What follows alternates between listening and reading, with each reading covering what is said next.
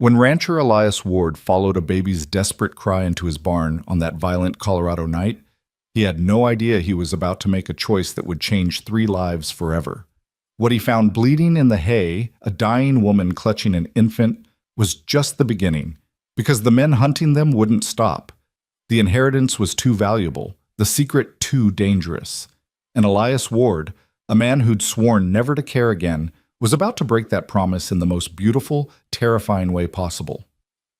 Stay with me until the end of this story, and please comment what city you're watching from so I can see how far this tale has traveled. The storm hit Crowley Ridge like God's own fury. Elias Ward stood at his cabin window, watching lightning tear the black sky into fragments of white-hot rage. Rain hammered the roof with fists of ice, and somewhere in the darkness, his barn door was banging loose again. He'd meant to fix that latch. 3 weeks he'd meant to fix it, and now the wind was going to rip the whole damn thing off its hinges. He was reaching for his coat when he heard it, a sound that didn't belong to the storm. Elias froze, one arm halfway into the sleeve, head cocked toward the window. Thunder rolled across the valley, shaking the glass in its frame. He waited. The sound came again, thin, high, desperate, unmistakable. A baby crying. His hand dropped from the coat. That couldn't be right. The nearest neighbor was 8 miles east, and nobody traveled in weather like this.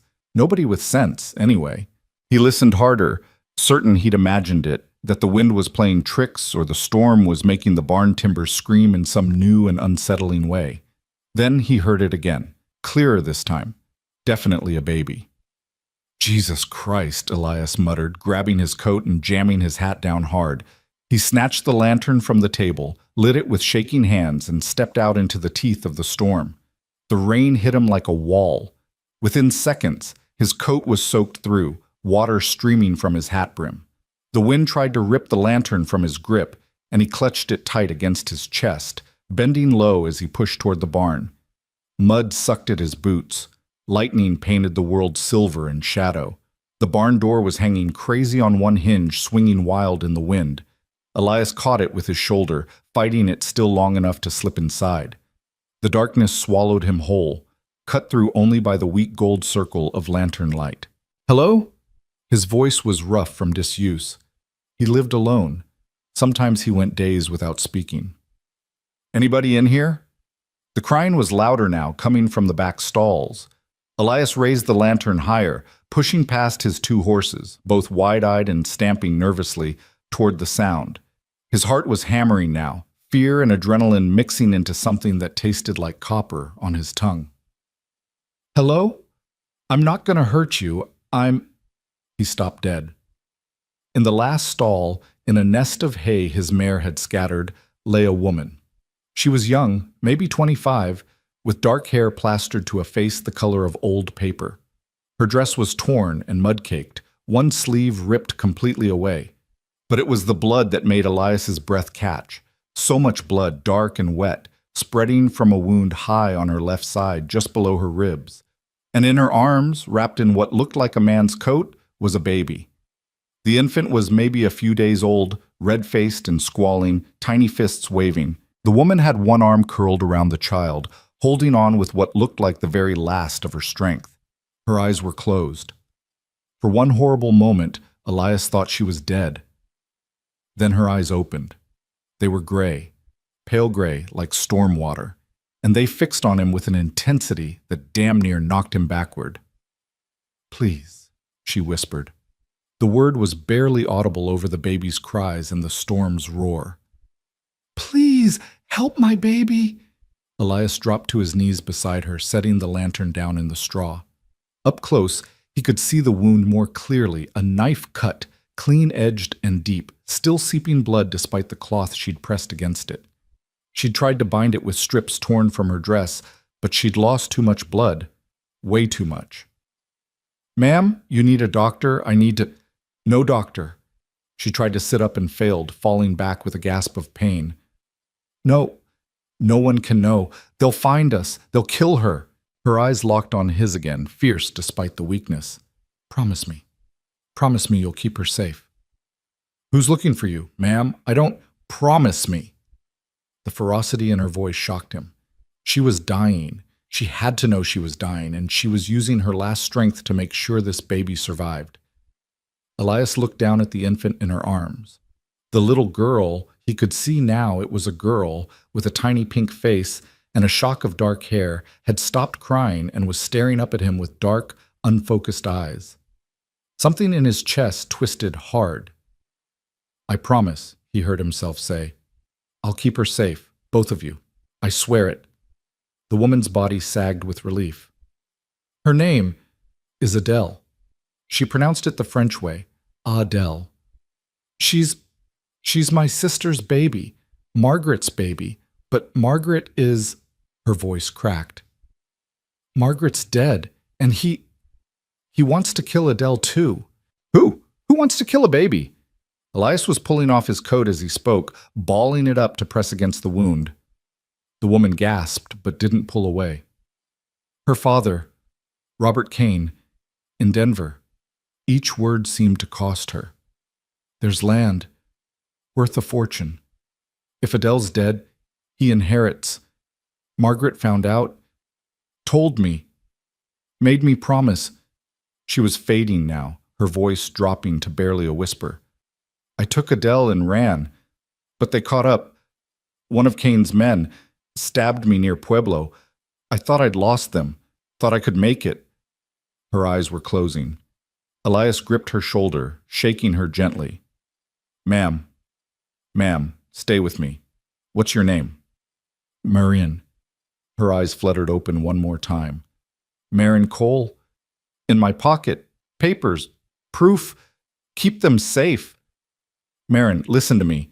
I'm going to carry you inside, both of you. You're going to be fine. You hear me? You're going to take care of her."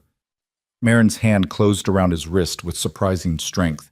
"Don't let Robert find her. Don't let my sister's death be for nothing." "I won't. I swear to God I won't." Marin's hand fell away. Her breathing was shallow now, rapid and wet sounding. The baby started to cry again, a thin wail that cut through everything. Elias didn't let himself think. Thinking would mean acknowledging how bad this was, how likely it was that this woman wouldn't survive the night. Instead, he moved. He lifted Marin as carefully as he could, one arm under her shoulders, the other under her knees. She was small, slight, and weighed almost nothing. The baby stayed cradled against her chest. "Hold on," he told her, even though he wasn't sure she could hear him anymore. "Just hold on." Getting back to the house was a nightmare. The storm had gotten worse, if that was possible.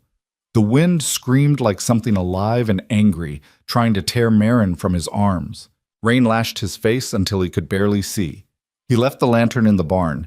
He needed both arms, and navigated by lightning and memory. When he finally kicked open the cabin door and stumbled inside, he was shaking from more than just cold. He laid Marin on his bed, the only bed, and carefully unwrapped the baby from the coat. Adele was still crying, her little face screwed up in misery. Hungry, probably, and cold, and terrified in the way babies are when the world suddenly becomes chaos. Elias had no idea what to do with a baby. He'd been married once, a long time ago. Sarah had wanted children, but that was before the fever took her, before Elias had buried her and moved to this godforsaken corner of Colorado to forget.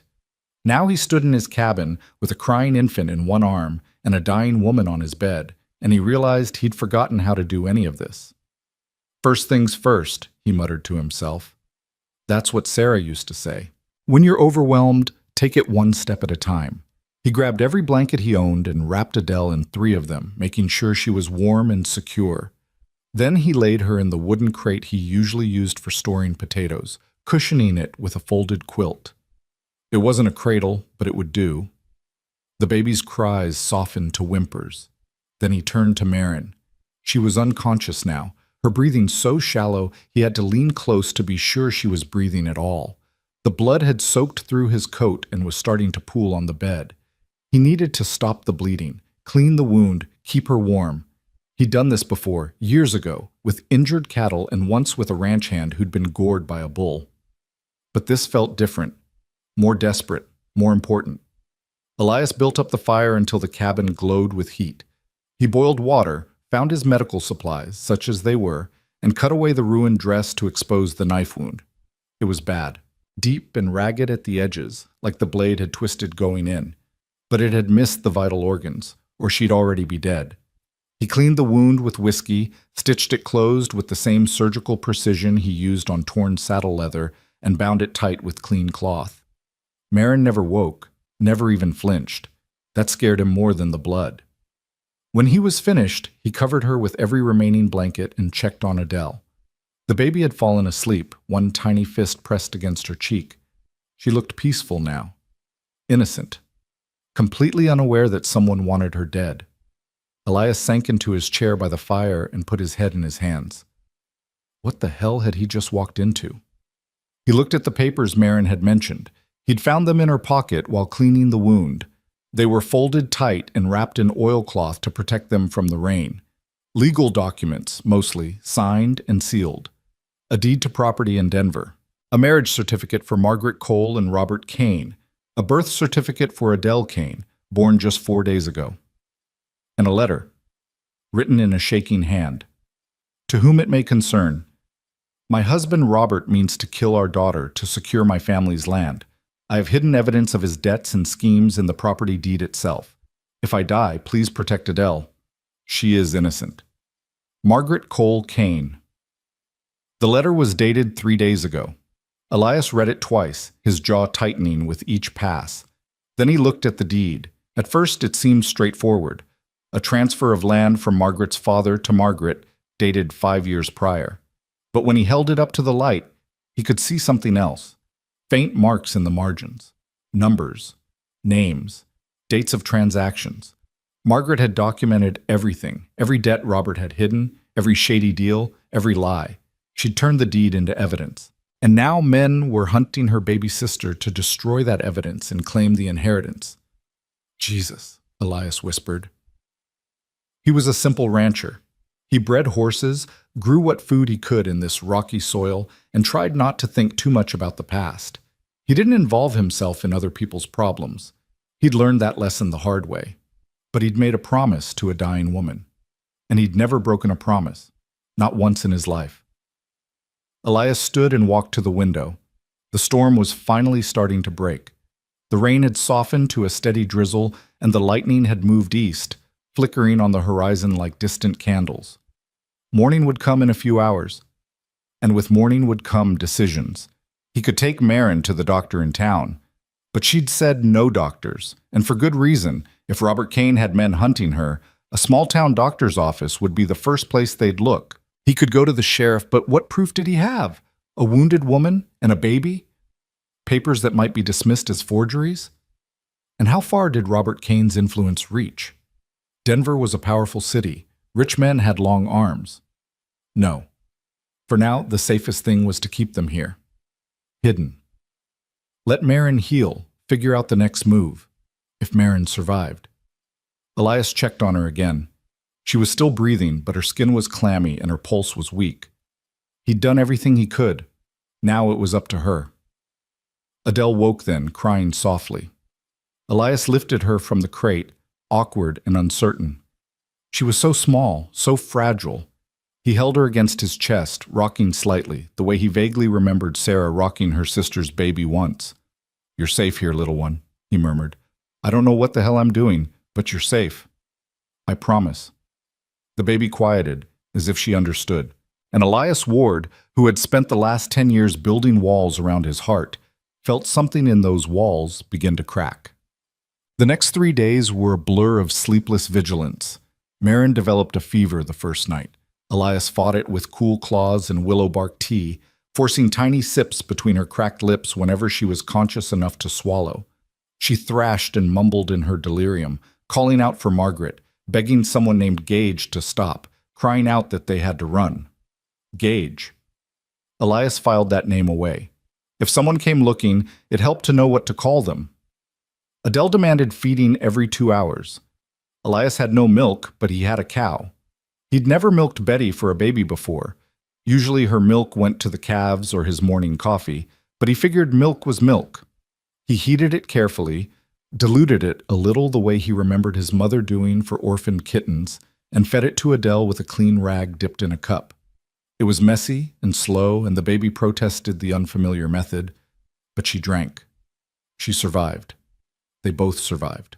On the morning of the fourth day, Elias woke in his chair to find Marin's eyes, open and clear, watching him. "You're still here," she whispered. "Where the hell else would I be?" Elias stood quickly, moving to the bed. "How do you feel?" "Like I've been stabbed." A ghost of a smile crossed her face. "Where's Adele?" "Sleeping, finally." Elias gestured to the crate by the fire. "She's got a good set of lungs on her." Marin tried to sit up, winced, and fell back. "Easy," Elias said, helping her adjust the pillows. "You lost a lot of blood. You're not out of danger yet." "I know." She closed her eyes briefly. "I remember the barn. You found us. I thought we'd die there." "You almost did." Elias pulled his chair closer. "Marin, I need to know what we're facing. You said Robert Kane wants Adele dead. Who is he, and who's Gage?" Marin's face hardened. "Robert Kane is my brother-in-law. Margaret married him 4 years ago. We thought he loved her. We were wrong." Her voice cracked. "He loved her money. Her father's land in Denver, 20 acres right in the heart of the city, worth a fortune in gold and railroad contracts. When Margaret's father died 2 years ago, he left it all to her. And then to Adele when Margaret died. Yes, Robert has debts, bad ones, gambling, bad investments. He thought if Margaret died young, before having children, the land would pass to him. But then Adele was born." Marin's hands clenched in the blankets. Margaret realized what he was planning. She heard him talking to someone, a man named Gage Rowden, an outlaw. Robert hired him to kill Adele once Margaret was gone. "What happened to Margaret?" "She died in childbirth." Tears slipped down Marin's cheeks. "But it wasn't natural. I think Robert poisoned her, made it look like complications. The midwife didn't question it. Neither did the doctor. Rich man's wife dies having a baby. It happens. But Margaret knew. Before she died, she grabbed my hand and made me swear to save Adele. She told me about the deed, about the evidence she'd hidden. She said, 'Run,' so I did. And they caught you. Outside Pueblo. One of Gage's men. I thought I'd lost them in Denver, but they must have had people watching the roads." Marin touched her side gingerly. "He tried to take Adele. I fought. He stabbed me and left me for dead. But I got away in the dark, took a horse, and just ran. I didn't know where, just away. And then the storm came, and the horse threw me, and I saw your barn." Her voice broke entirely. Elias found himself reaching out, taking her hand. It was an instinctive gesture, one he hadn't made in 10 years. "You're safe now," he said. "Both of you. I give you my word." Marin looked up at him, searching his face. "You don't know me. You don't owe me anything. Why would you do this?" Elias was quiet for a moment. "Because you asked," he said finally. "Because that baby didn't ask to be born into this mess. And because—" He paused. "Because it's the right thing to do." It was the simplest answer, the truest one. Marin squeezed his hand. "Thank you." Adele woke then, announcing her hunger with a wail that could wake the dead. Elias found himself smiling despite everything. "That's my cue." He prepared Adele's milk while Marin watched from the bed, and when he carried the baby over, he saw tears streaming down Marin's face. "What's wrong?" he asked, alarmed. "Nothing." Marin brushed at her eyes. "Everything. I didn't think we'd make it. I didn't think I'd see her again. And now here we are, and you're taking care of us like we matter. You do matter." Elias handed Adele to Marin carefully. "Now drink some of this broth. You need your strength back." Over the next week, Marin slowly regained her strength. The fever broke, the wound began to heal, and Elias found himself settling into a routine he'd never expected, caring for a woman and a baby in the house he'd built to be alone in. He taught Marin how to move around the cabin without tearing her stitches. He showed her where everything was, the root cellar, the well, the rifle above the door. He told her the layout of the ranch, where the property lines ran, which neighbors could be trusted and which couldn't. "Why are you telling me all this?" Marin asked one evening as they sat by the fire, Adele sleeping between them. Because you need to know, Elias said. If something happens to me, if Gage or his men show up, you need to be able to get away. There's a horse in the barn named Dancer. She's fast and she's loyal. Take her. There's a trail that runs north behind the ridge. Follow it for 5 miles, and you'll hit the Hendersons' place. They're good people. Tell them I sent you. Nothing's going to happen to you. But Marin's voice was uncertain. Maybe not. But we planned for the worst. Elias leaned forward, his elbows on his knees. Marin, these men, how far will they go? As far as it takes. Her voice was bleak. Robert spent everything on appearances. Big house, fancy parties, political connections. All borrowed money. When Margaret's father's land became hers, it was supposed to save him. But then she had Adele, and suddenly the inheritance was locked up for another generation. Robert can't wait that long. His creditors are circling. If he doesn't pay soon, he'll lose everything, his reputation, his position, maybe even his freedom. He'll kill anyone who stands between him and that land. Then we need to make sure he doesn't find you. How long can we hide? Elias didn't have an answer to that. They established a cover story. If anyone asked, Marin was Elias's widowed cousin from Missouri, come west after her husband died of influenza. The baby was hers. They'd keep to the ranch, avoid town as much as possible, and hope that Gage's search led him elsewhere. It was a thin story, but it was all they had. Days turned into weeks. The wound healed, Marin grew stronger, and slowly, carefully, something shifted between them.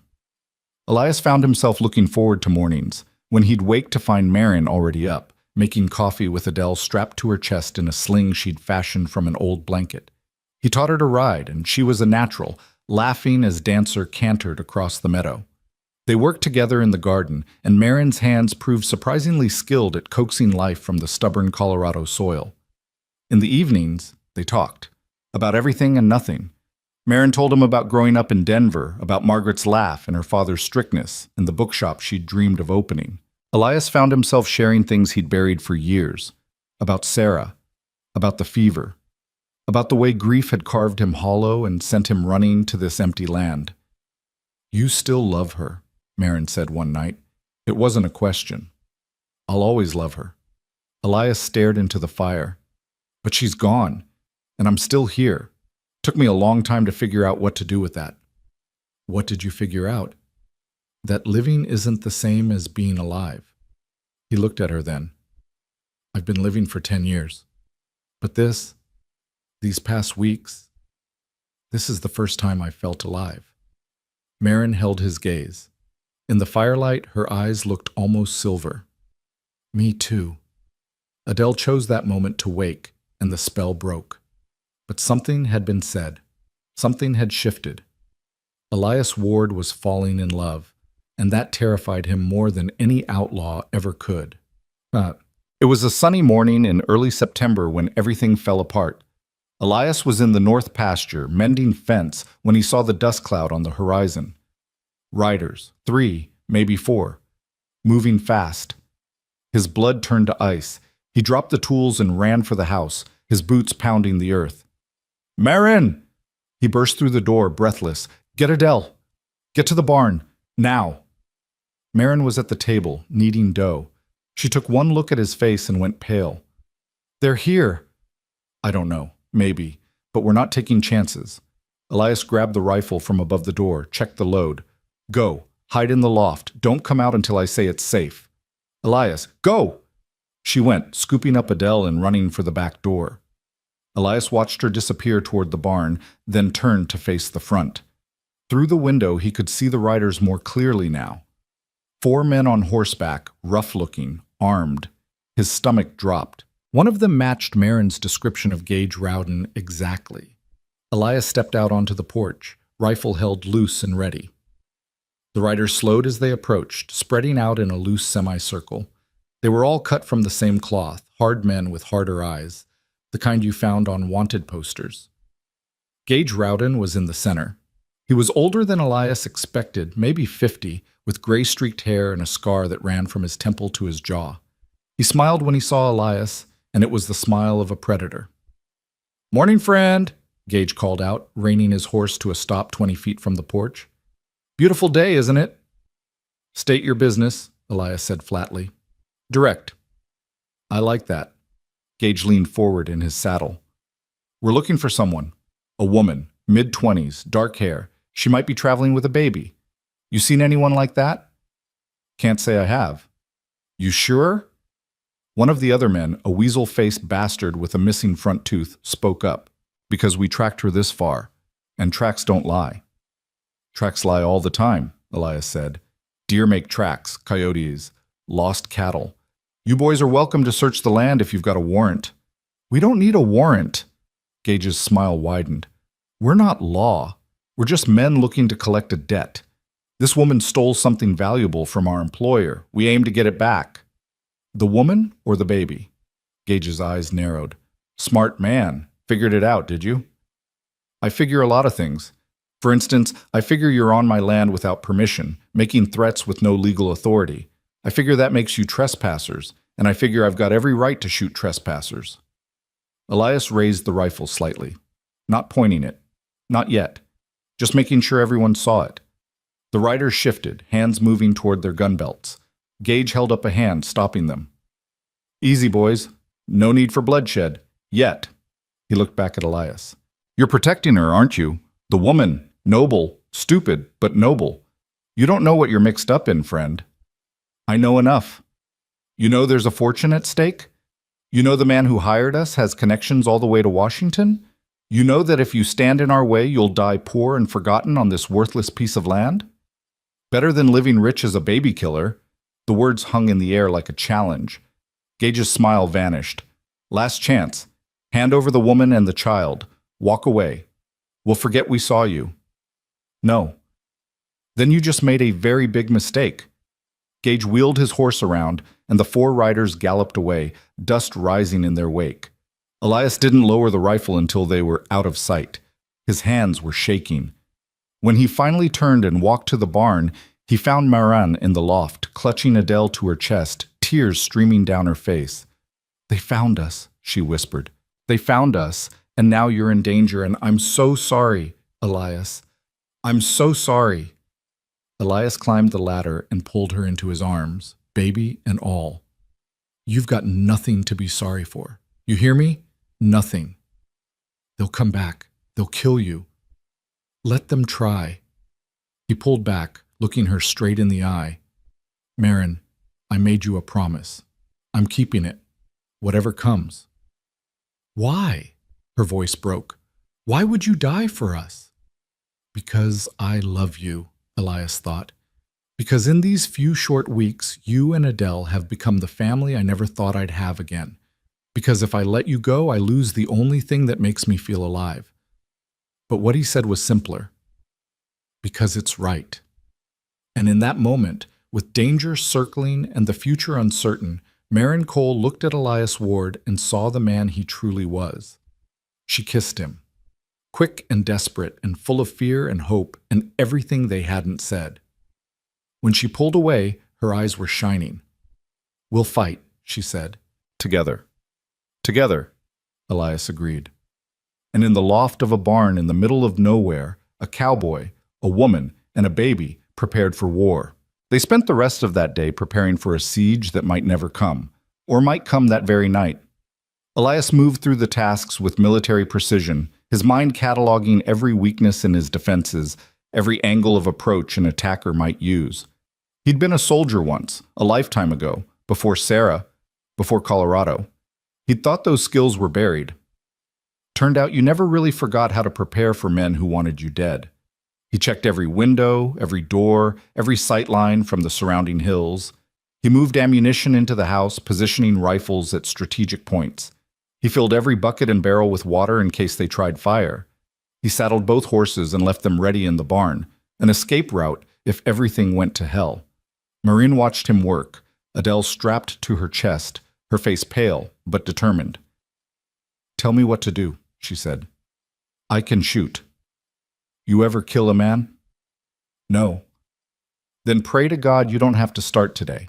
Elias handed her the smaller rifle anyway, showed her how to load it, how to brace it against her shoulder to absorb the kick.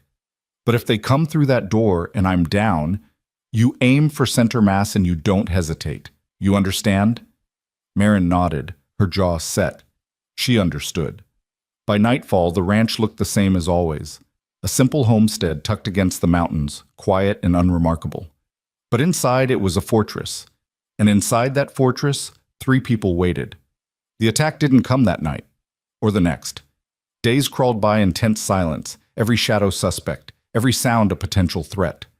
Elias barely slept, taking watches through the night while Marin rested fitfully with Adele beside her. "Maybe they gave up," Marin said on the 4th morning, though her voice held no conviction. "Maybe." Elias didn't believe it either. Or maybe they're waiting for us to relax. How long can we live like this? As long as we have to. But the truth was gnawing at him. They couldn't stay locked down forever. Winter was coming. He needed supplies from town, flour, salt, ammunition. The cattle needed tending. Life on a ranch didn't stop just because killers were circling. On the 6th day, Elias made a decision. "I'm going to town," he announced at breakfast. "We need supplies and I need to talk to the sheriff." Marin's head snapped up. "You think he'll help? Tom Bridger's a good man, known him 8 years. If I explain what's happening, Robert has connections, Elias. What if they reach this far? What if the sheriff's already been paid to look the other way? Then we need to know that too." Elias reached across the table, covering her hand with his. "We can't fight blind. We need allies, or at least we need to know we don't have any." Marin was quiet for a long moment, her thumb tracing circles on Adele's tiny hand. The baby was awake, staring at the ceiling with that unfocused infant gaze, completely unaware of the danger surrounding her. "What if they're waiting for you to leave?" Marin asked finally. "What if they want you gone so they can take us?" "That's why you're not staying here." Elias had been planning this all night. "You're coming with me, both of you. We tell people the cover story. You're my cousin, newly widowed, come to help with the ranch. It's what we should have done from the start, hide in plain sight." "That's insane." "It's survival." Elias leaned forward. "Marin, they already know you're here. Gage made that clear, so we don't hide like criminals.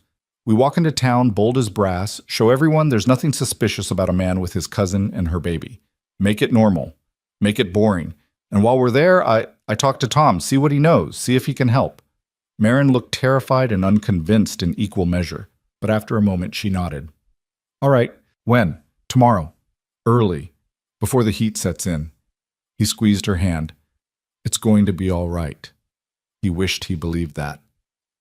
They left at dawn, the wagon rattling over the rough road toward Crowley Ridge. It was a 2-hour journey, and Elias drove it with every sense on high alert, his rifle across his knees, his eyes constantly scanning the horizon. Marin sat beside him in a borrowed dress, one of Sarah's, pulled from a trunk Elias hadn't opened in a decade. It fit her reasonably well, though it was a little loose in the shoulders. She'd pinned her hair up in a simple style and held Adele wrapped in a clean blanket. To any casual observer, they looked exactly like what they claimed to be. Family. "Tell me about the town," Marin said as the first buildings came into view. "Who should I watch out for?" "Most folks are decent. The blacksmith, Henry Cole, no relation to you, far as I know. He's a gossip, but harmless. Martha Hendricks runs the general store. She's kind, but she'll ask 1,000 questions. Just stick to the story." Elias paused. "Doc Wilson's the one to avoid. He drinks, and when he drinks, he talks. We don't want him talking about a woman with a knife wound showing up in my house." "Anyone else?" "Yeah." Elias's jaw tightened. "Silas Thorne. Runs the saloon and half the gambling debts in the county. He's got connections to some rough people. If anyone in town is on Robert Kane's payroll, it'd be him." Marin paled slightly, but nodded. Crowley Ridge wasn't much of a town, 24 buildings clustered around a main street, serving the scattered ranches and homesteads of the valley. On a Thursday morning in early September, it was sleepy and quiet, with only a handful of people visible. Elias pulled the wagon up in front of the general store and set the brake. "Ready?" "No." Marin took a deep breath. "But let's do it anyway." Martha Hendricks was sweeping the porch when they walked up, and her eyes went wide as saucers. "Elias Ward, as I live and breathe, I haven't seen you in town since June, and now here you are with, oh my stars, is that a baby?" "Morning, Martha." Elias tipped his hat. "I'd like you to meet my cousin, Marin Ward. She's come from Missouri to stay with me for a spell. Marin, this is Martha Hendricks. She runs the best store in 3 counties. The only store in 3 counties, Martha said, but she was beaming. She bustled over to Marin, peering at Adele with the focused interest of a woman who loved babies more than gossip, though she loved gossip plenty. Oh, she's precious. How old? 3 weeks, Marin said, and Elias was impressed by how steady her voice was. Her name's Adele. Such a little darling, and you poor dear, traveling all this way with a newborn. Your husband must be beside himself with worry. My husband passed, Marin said quietly. Influenza, back in July. Martha's face crumpled with sympathy. Oh, you poor lamb. No wonder you came west. Family's important at times like these. She reached out and patted Marin's arm. Well, you're in good hands with Elias. He's the finest man in this valley, even if he is too stubborn and solitary for his own good. I'm standing right here, Martha. I know, dear. That's why I said it. Martha winked at Marin. Now, what can I get for you folks? They spent 20 minutes in the store, filling their order while Martha chatted ceaselessly about town news. Marin played her part perfectly, asking polite questions, admiring Martha's collection of fabrics, letting the older woman hold Adele while she examined a set of baby clothes. You should come to the church social next week, Martha said, as Elias loaded supplies into the wagon. It's not much, but it's a chance to meet people. Lord knows Elias could use more socializing. We'll think about it, Marin said with a smile that looked almost genuine. They were loading the last crate when Elias saw Sheriff Tom Bridger walking up the street. Tom was in his 50s, weather-beaten and solid, with sharp eyes that missed nothing. He'd been sheriff for 15 years, and he ran a fair, if firm, jurisdiction. Elias, Tom tipped his hat. Heard you had company. Thought I'd come say hello. Tom, this is my cousin Marin. Marin, Sheriff Bridger. They shook hands. Tom's gaze lingered on Marin for a moment, assessing, not suspicious, just careful. Pleasure, ma'am. Sorry for your loss. Thank you, Sheriff. How long you planning to stay? That depends, Marin said carefully. I'm not in a hurry to go back to Missouri. Too many memories. Tom nodded, understanding. Then he looked at Elias. Got a minute? Need to talk to you about something. Elias's pulse kicked up, but he kept his expression neutral. Sure. Marin, why don't you wait in the wagon? She nodded and moved away, taking Adele with her. Tom watched her go, then turned to Elias, his voice dropping low. You want to tell me what's really going on? Elias felt ice slide down his spine. What do you mean? I mean, 4 rough-looking men rode through here 5 days ago, asking questions about a woman with a baby. Said she was a thief, and they were hired to bring her back to Denver. Said she might be hiding on one of the outlying ranches. Tom's eyes were hard. I told them I hadn't seen anyone matching that description, and I suggested they move along before I arrested them for disturbing the peace. They left. But Elias, if you're mixed up in something, I'm not mixed up in anything illegal. Then what's going on? Because that woman in the wagon, she's the one they're looking for, isn't she? Elias hesitated. Every instinct told him to lie, to deny, to protect Marin at all costs. But Tom Bridger wasn't a fool, and more than that, he was honest. If there was one person in this town who might help, it was him. Can we talk somewhere private? Tom gestured to his office across the street. After you. Elias told Marin to stay with the wagon, promised he'd be right back, and followed Tom into the small, cluttered office that served as both sheriff's station and makeshift jail. Tom closed the door and leaned against his desk, arms crossed. Talk. So Elias talked. He told Tom everything, finding Marin bleeding in the barn, the story about Robert Kane and the inheritance, the evidence hidden in the deed, Gage Rowden and his men showing up at the ranch. He kept his voice low and factual, but he didn't hide the stakes. When he finished, Tom was quiet for a long moment, his jaw working.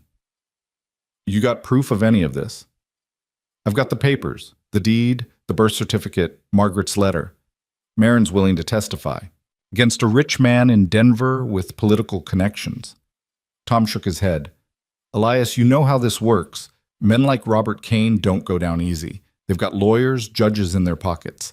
Even if everything Marin says is true, it is true. Even if it is, Proving it in court is damn near impossible. And in the meantime, you're sitting on your ranch with a target on your back, protecting a woman and a baby from hired killers. Tom pushed off the desk, running a hand through his graying hair. Jesus, Elias, what were you thinking? I was thinking that baby deserves to live. She does, but you deserve to live too. Tom sighed. Look, I'll do what I can. I'll write to the marshal in Denver, see if there are any open warrants on Gage Rowden or his crew. If I can arrest them on other charges, that might buy you time, but I'm one man in a small town. I can't take on an army. I'm not asking you to. I'm just asking you to be ready. If something happens, if they come at us, I need to know the law is going to back us up. Tom looked him straight in the eye. If they attack you on your land, you've got every right to defend yourself. And if you send word, I'll come with as many deputies as I can round up. But Elias, don't let it get to that point if you can help it. Because once bullets start flying, good people die. You understand? I understand. Tom walked him to the door. One more thing. Be careful who you trust in this town. There's been talk about Silas Thorne making deals with some unsavory types from Denver. I don't have proof, but I've got instincts. If Kane's got connections here, they run through Silas. Elias nodded grimly. Thanks, Tom. Watch your back. When Elias returned to the wagon, Marin took one look at his face and knew. He believes us? Yeah, but he can't do much unless they move against us first. Elias climbed up beside her, taking the reins. We're on our own for now. We've always been on our own. They started the journey back, the wagon creaking under the weight of supplies. They were halfway home when Marin spoke again. That kiss. In the barn. After Gage came. Did you mean it? Elias kept his eyes on the road. You kissed me, if I recall. Don't dodge the question. He was quiet for a long moment, choosing his words carefully. 10 years ago, I buried my wife. I told myself I was done, that I'd used up my chance at family, at happiness, and it was time to just exist. And I did. I existed. He glanced at her.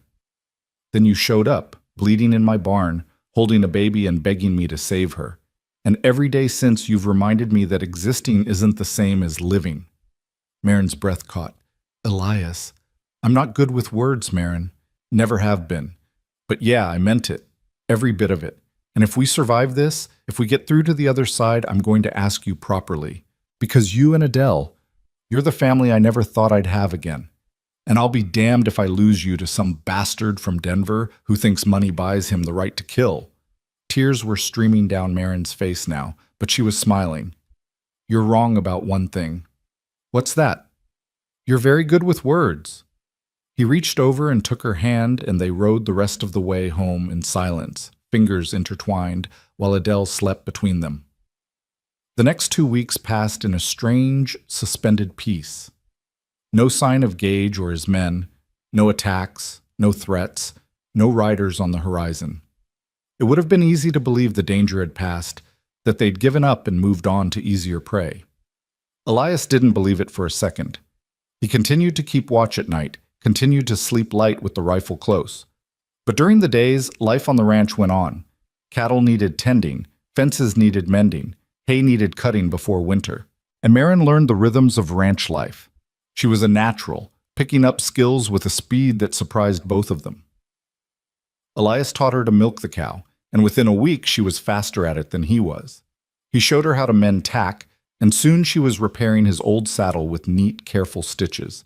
She learned to read the weather, to spot a lame horse, to tell when the cattle were restless. You sure you grew up in Denver? Elias asked one afternoon, watching her gentle, a skittish calf with practiced ease. My father had a farm outside the city when I was young, Marin said, stroking the calf's neck. We moved to Denver when I was 12, after he made his money. But I remember. Some things you don't forget. They fell into routines. Mornings, Elias would wake early and start the fire while Marin fed Adele.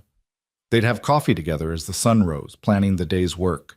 Afternoons were for labor, hard, honest work that left them both exhausted but satisfied. Evenings were for rest, for simple meals and quiet conversation, while Adele dozed in her makeshift cradle. It felt like a real life, a real family, and that terrified Elias almost as much as the threat hanging over them. "You're thinking too loud," Maureen said one evening. They were sitting on the porch, watching the sunset paint the mountains gold and crimson. Adele was asleep inside, and for once, the world was peaceful. Just wondering when the other shoe's going to drop. Maybe it won't. Maybe they really did give up. "You believe that?" Marin was quiet. "No," she admitted. "But I want to. I want to believe we could just stay like this, build a life, be happy. We can. Can we?" She turned to look at him. "Elias, even if we survive Gage, even if we somehow stop Robert Kane, what then? I'm not really your cousin. Adele's not really my daughter. We're living a lie." "Then we make it the truth." Elias stood, pacing to the porch rail. "Marry me, Marin." She stared at him. "What?" "Marry me. Not because we have to, not because it makes the story more believable. Marry me because I love you, because I love Adele, because I want to wake up every morning for the rest of my life and see your face." He turned to face her fully. "I know it's fast, I know it's crazy, but nothing about this situation is normal, and I'm done pretending I don't feel what I feel." Marin stood slowly, crossing to him. "You love me?" "More than I thought I could love anyone again." "I love you too." She said it simply, like it was the most obvious thing in the world. "I have for weeks. I just didn't think. I didn't know if you—" He kissed her then, properly this time, not desperate and rushed like in the barn, but slow and thorough and full of promise. When they broke apart, both of them were breathing hard. "Is that a yes?" Elias asked. "That's a yes." They stood there on the porch, wrapped in each other's arms as the sun set and the stars began to emerge, two people who'd found each other in the worst circumstances imaginable and decided to choose hope anyway. Inside, Adele stirred and began to cry. Marin laughed, pulling away. "Duty calls. I'll get her." Elias headed inside, scooping up the baby with a gentleness that still surprised him. Adele's crying stopped immediately, replaced by that unfocused baby stare. "Hey there, little one. Guess what? I'm going to be your papa. What do you think about that?" Adele yawned. "I'll take that as approval." The attack came 2 nights later. Elias woke to the smell of smoke. He was on his feet instantly, rifle in hand, mind racing. The smoke was thick, acrid, coming from outside. Through the window, he could see orange light dancing against the night sky. The barn was on fire. "Marin!" He was moving even as he shouted, grabbing her shoulder and shaking her awake. "Get Adele! Get to the root cellar! Now!" She woke fast, years of running having trained her to go from sleep to alert in seconds. "What's happening?" "They're here! Go!" Marin snatched Adele from the cradle and ran for the back of the house, where a trapdoor led to the root cellar, the safest, most hidden place on the property. Elias heard the door bang shut, heard the bolt slide home, and only then did he turn his attention to the front. Through the window, he could see figures moving in the firelight. 4, maybe 5. They'd set the barn ablaze, and now they were fanning out, surrounding the house. Elias doused the lantern, plunging the room into darkness. He moved to the window, staying low, rifle ready. His heart was hammering, but his hands were steady. This was what he'd prepared for. A voice called out from the darkness. "Gage!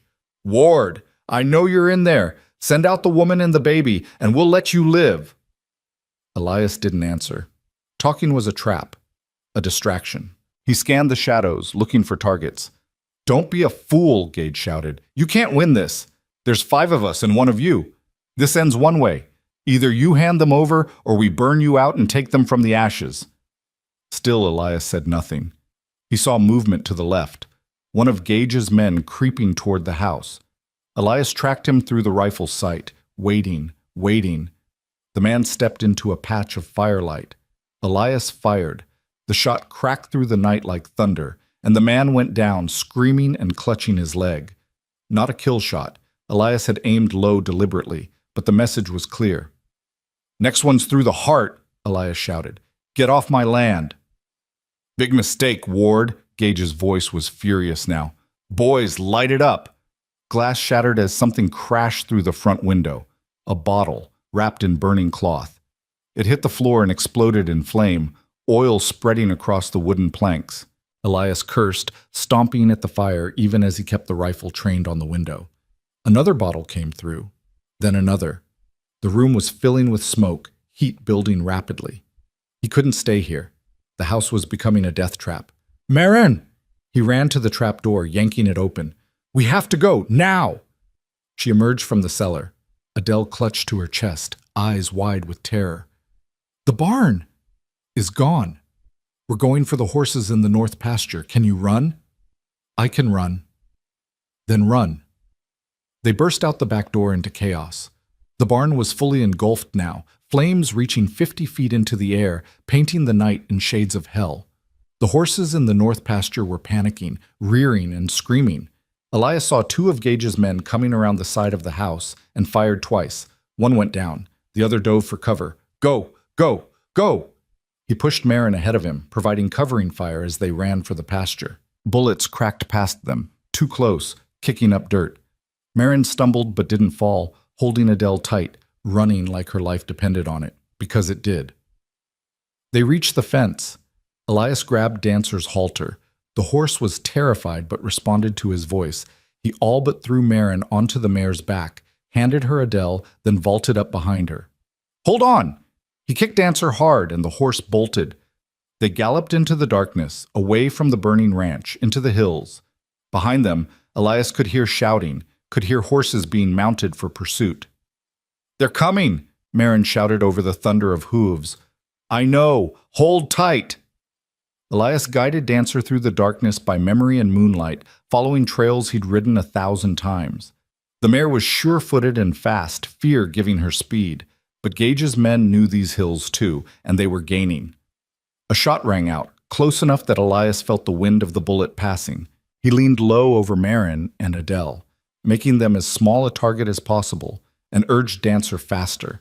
They crested a ridge and plunged down the far side, into a ravine Elias knew well. There was a narrow trail here, barely wide enough for a single horse, overgrown with brush. He steered Dancer into it, branches whipping past, and prayed the darkness would hide them. Behind them, the pursuit thundered past the mouth of the ravine, missing the turn. Elias brought Dancer to a halt, breathing hard, listening. He could hear the riders moving away, could hear them shouting to each other, confused, searching. Marin was shaking in his arms. Adele was crying, thin, terrified wails that would give them away if anyone came close. "Shh, baby, shh," Marin whispered, rocking her gently. "Please, Adele, please be quiet." Miraculously, the baby quieted, as if she understood the danger. They waited in the darkness for what felt like hours, but was probably only 20 minutes. Finally, the sounds of pursuit faded into the distance. Elias let out a breath he hadn't realized he was holding. "We need to keep moving. They'll double back eventually." "Where do we go?" "The Hendersons. Like I told you, 5 miles north. We'll be safe there." They rode through the night, slow and careful now, avoiding open ground. Twice they heard riders in the distance and had to hide in the trees until they passed.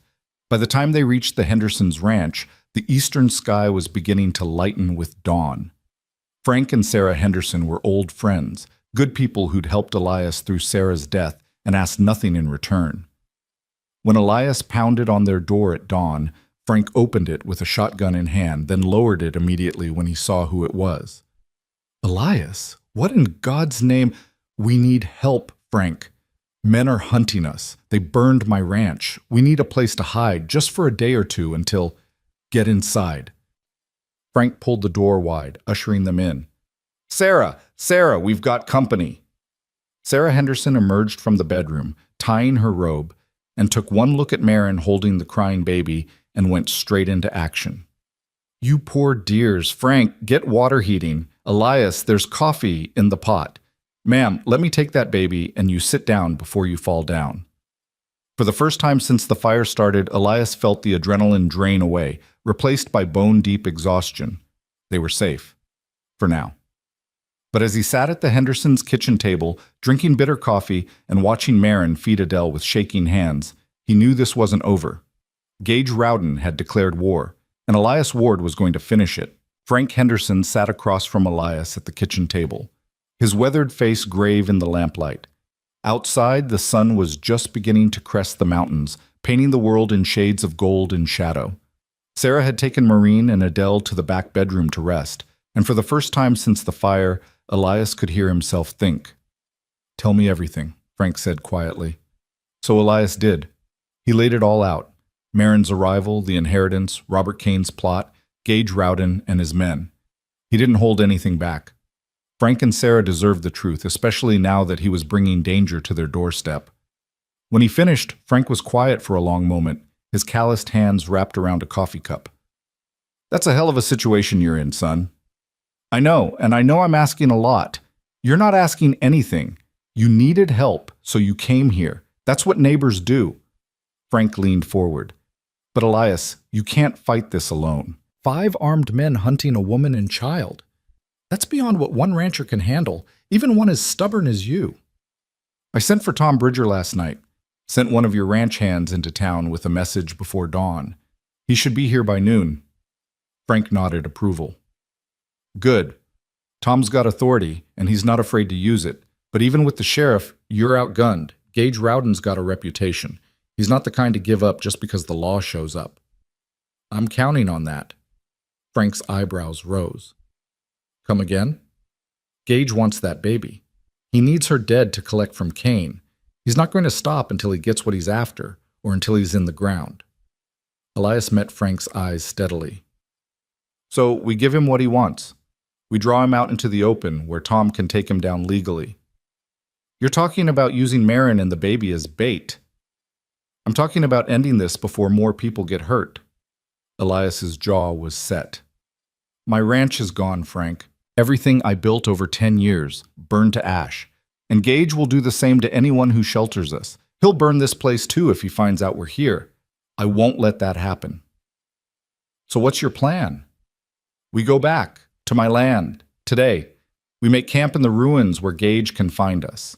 And when he comes, because he will come, Tom and his deputies will be waiting in the hills. We catch him red-handed, in the act, with witnesses. Then it's not just Tom's word against Kane's money, it's attempted murder with evidence." Frank whistled low. "That's either brilliant or suicidal. I'm not sure which." "Maybe both." Elias drained his coffee. "But it's the only way to end this. Gage has to be stopped, and he has to be stopped in a way that can't be bought off or covered up. If we run, he'll follow. If we hide, he'll find us. So we stand and fight on ground of our choosing, with the law on our side. And if something goes wrong, if Gage gets past Tom's deputies, then I kill him myself." Elias said it flatly, with no bravado, just cold certainty. "I won't let him touch Marin or Adele, whatever it takes." Frank studied him for a long moment. "You love her, the woman." It wasn't a question, but Elias answered anyway. "Yes." "And the baby?"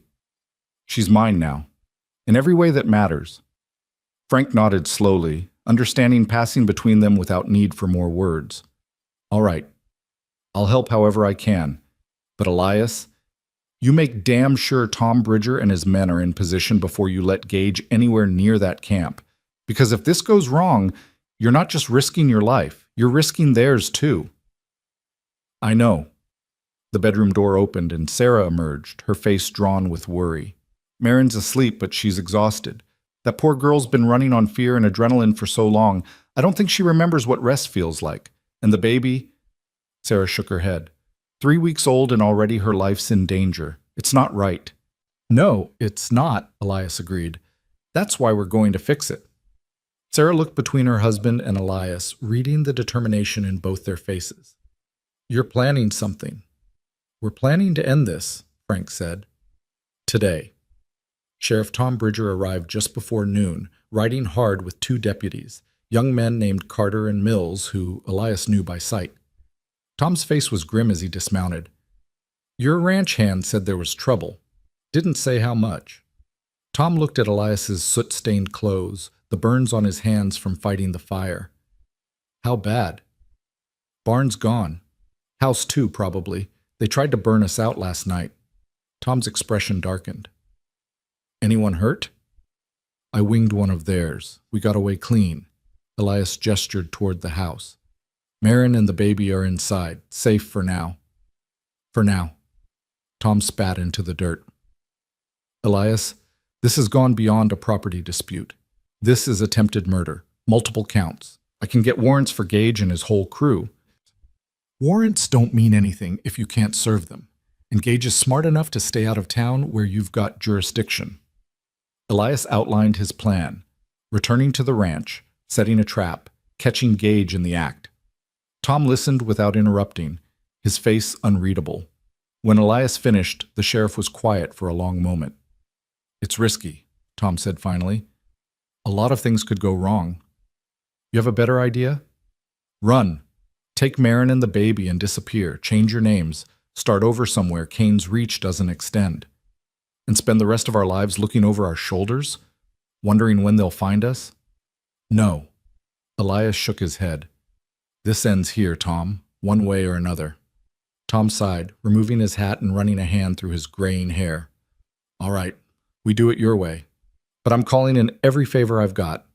By tonight, I'll have 6 men in those hills, all armed, all ready. Gage makes a move, we take him down hard and legal.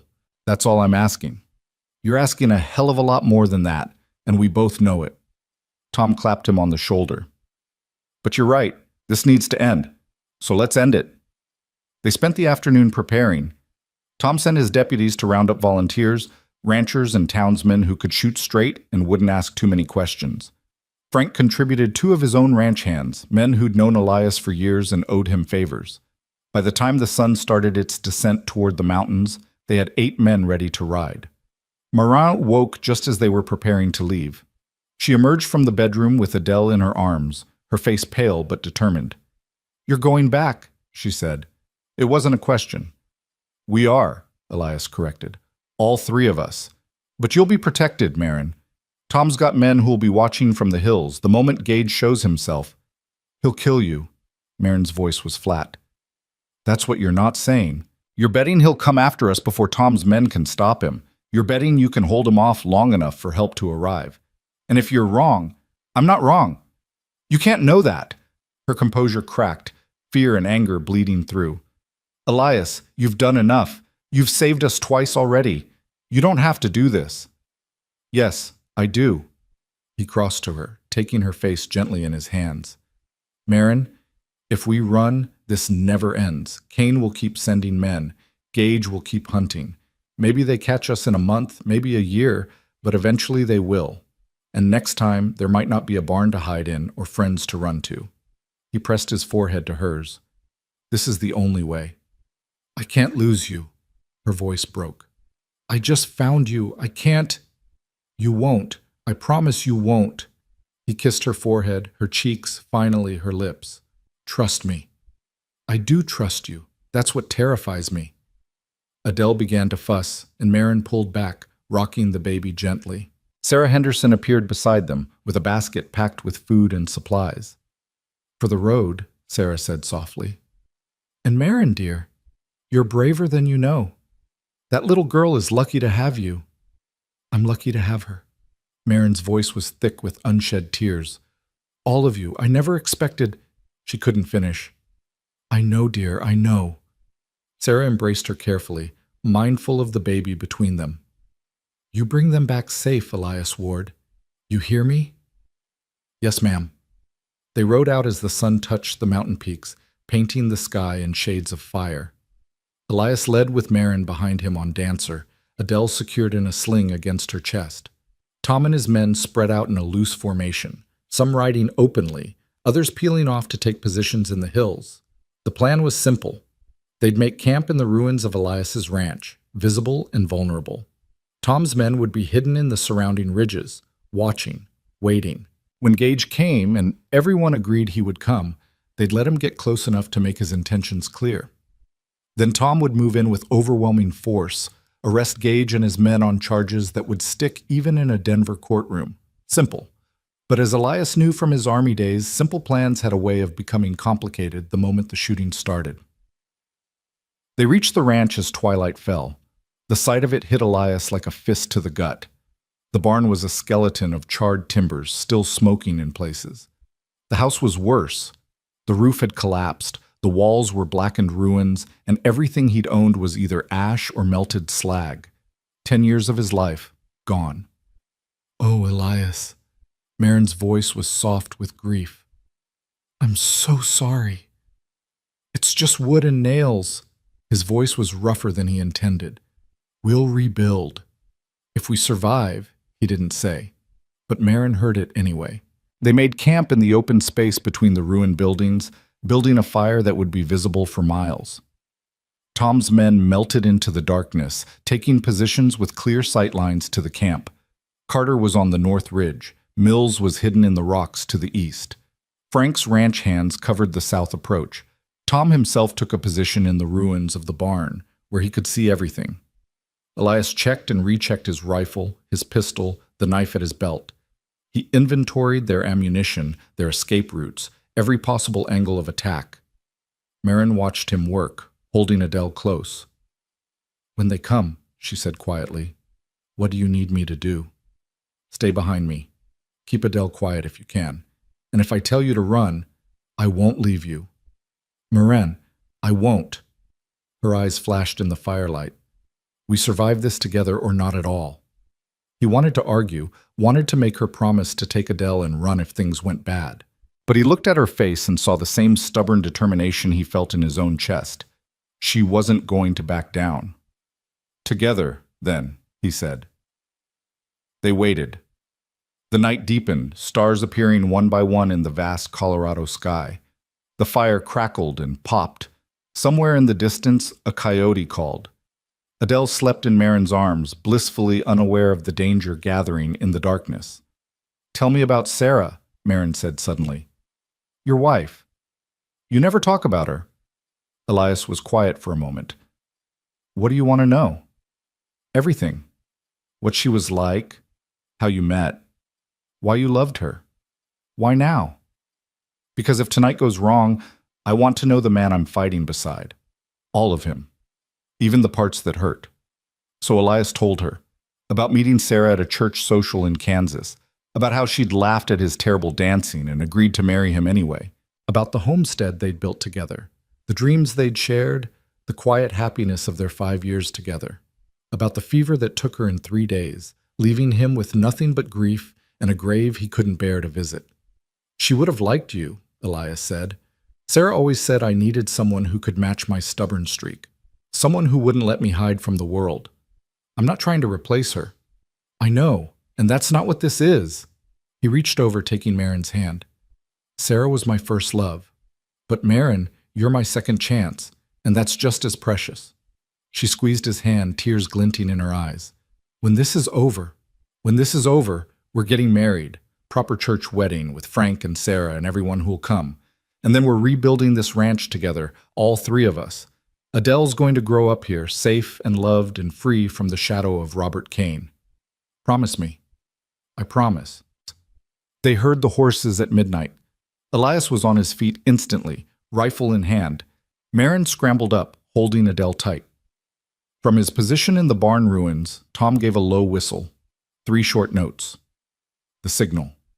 They were coming. 5 riders emerged from the darkness, moving slowly, cautiously. Even in the dim firelight, Elias recognized Gage Rowden's silhouette.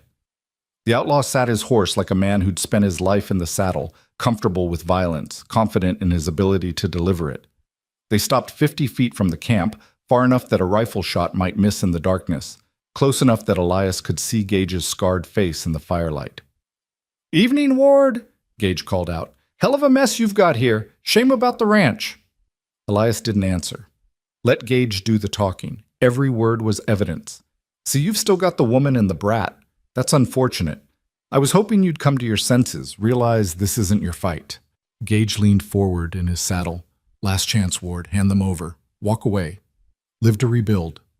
"Go to hell, Gage." Gage sighed, almost theatrically. "I was afraid you'd say that." "Boys?" The other 4 riders spread out, forming a loose semicircle. Elias recognized the weasel-faced man from the first encounter, now sporting a fresh bandage on his arm. 2 others were new, hard men with dead eyes.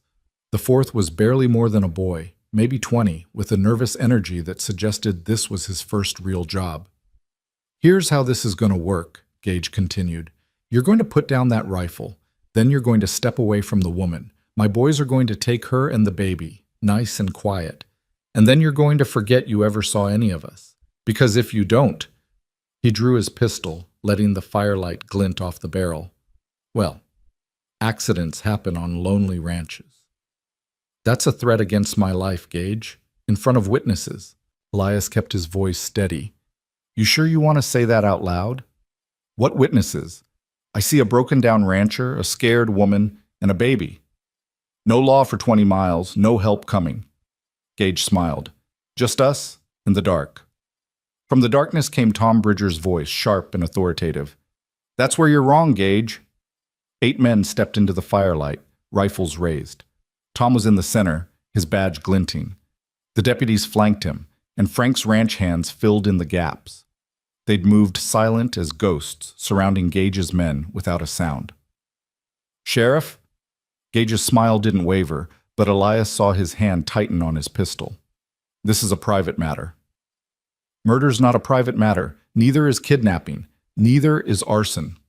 Tom's voice was hard as iron. "Gage Rowden, you and your men are under arrest. Attempted murder, conspiracy to commit murder, arson, terroristic threats. I could go on. Drop your weapons. Now." For a frozen moment, nobody moved. The only sound was the fire crackling and Adele's soft breathing. Elias could feel the tension like a physical weight, could see the calculation happening behind Gage's eyes. Then Gage laughed. "You think Denver's going to let you arrest me? You think Robert Kane doesn't have judges in his pocket? Sheriff, you're about to make a very powerful enemy." "Already made him." Tom raised his rifle to his shoulder.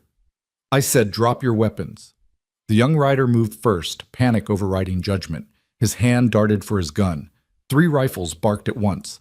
The boy spun from his saddle and hit the ground hard, clutching his shoulder, screaming. His horse bolted, disappearing into the night. "Anyone else?" Tom's voice was steady, but his eyes were deadly serious. The weasel-faced man threw his pistol down, hands raised. One of the hard-eyed men followed suit, but the fourth, the largest of them, a brute with arms like tree trunks, spurred his horse directly at the fire, directly at Marin. Elias fired without thinking. The shot took the man in the chest, punching him backward off his horse. The animal reared, screaming, then galloped away. The man didn't move again, and Gage used the chaos to draw and fire. The shot went wide, missing Tom by inches. Tom returned fire, as did 3 of his deputies. Bullets tore through the night. Gage's horse reared and the outlaw tumbled from the saddle, hitting the ground rolling. He came up shooting, firing wildly. A bullet whined past Elias's ear. Another kicked up dirt at Marin's feet. She screamed, diving to the ground, curling her body around Adele. Elias stepped between them and Gage, rifle steady. "It's over, Gage!" "Not yet." Gage's face was twisted with rage. He was wounded. Elias could see blood spreading across his left side, but he was still moving, still dangerous. He swung his pistol toward Marin. Elias didn't hesitate. He fired once, center mass, the shot echoing across the ruins of his ranch. Gage staggered backward, the pistol falling from his hand. He looked down at the spreading red stain on his chest, then up at Elias, surprise written across his face. "Should have took the deal," Gage whispered. Then his legs gave out, and he collapsed. The silence that followed was deafening. Tom approached Gage carefully, kicking away the fallen pistol. He checked for a pulse, then looked up at Elias and shook his head. "He's gone." Elias lowered his rifle slowly, his hands shaking now that the adrenaline was fading. He turned to find Marin on the ground, still curled around Adele, her eyes wide with shock. "Are you hurt?" He dropped to his knees beside her, running his hands over her, checking for wounds. "Marin, talk to me. Are you hurt?" "I'm fine. We're fine." Her voice was thin but steady. "Is it over?" "It's over." Tom and his deputies rounded up the surviving men, 3 in total, the boy with the wounded shoulder and 2 who'd surrendered immediately. They zip-tied their hands and herded them together, reading out charges that would keep them locked up for years. Carter found papers on Gage's body, letters from Robert Kane detailing the job, promising payment, explicitly ordering Adele's death. Evidence, undeniable, written evidence of conspiracy to murder. "This is it," Tom said, holding the letters up to the firelight. "This is enough to bring Kane down. Murder for hire, conspiracy, all of it. Even his money won't save him from this." Elias helped Marin to her feet, checking on Adele. The baby was crying now, loud, furious wails that somehow sounded more like life than fear. Marin was crying too, silent tears streaming down her face as she rocked her sister's child. "It's really over?" she asked again, as if she couldn't quite believe it. "It's really over," Elias confirmed. He pulled her close, wrapping both of them in his arms. "You're safe. Adele's safe. Kane's going to pay for what he did to Margaret." Tom approached, his expression a mixture of satisfaction and exhaustion. "We'll take these men into town tonight, lock them up. I'll wire the marshal in Denver first thing in the morning with the evidence. Kane will be arrested by the end of the week." "Thank you, Tom." Elias extended his hand. "For believing us. For coming." Tom shook it firmly. "It's my job, but Elias..." He glanced at the bodies being covered with blankets. "You did what you had to do. Don't carry that weight if you don't have to." "I won't." And Elias meant it. He'd killed Gage Rowden to protect his family. There was no guilt in that, only grim necessity.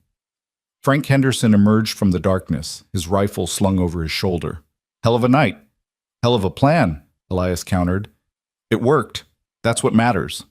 Frank looked around at the ruins of the ranch. "You'll need a place to stay while you rebuild. Sarah and I insist you come back with us. All three of you. Stay as long as you need." "Frank, we couldn't..." "You could, and you will. That's what neighbors do, Elias. We look after each other." Frank clapped him on the shoulder.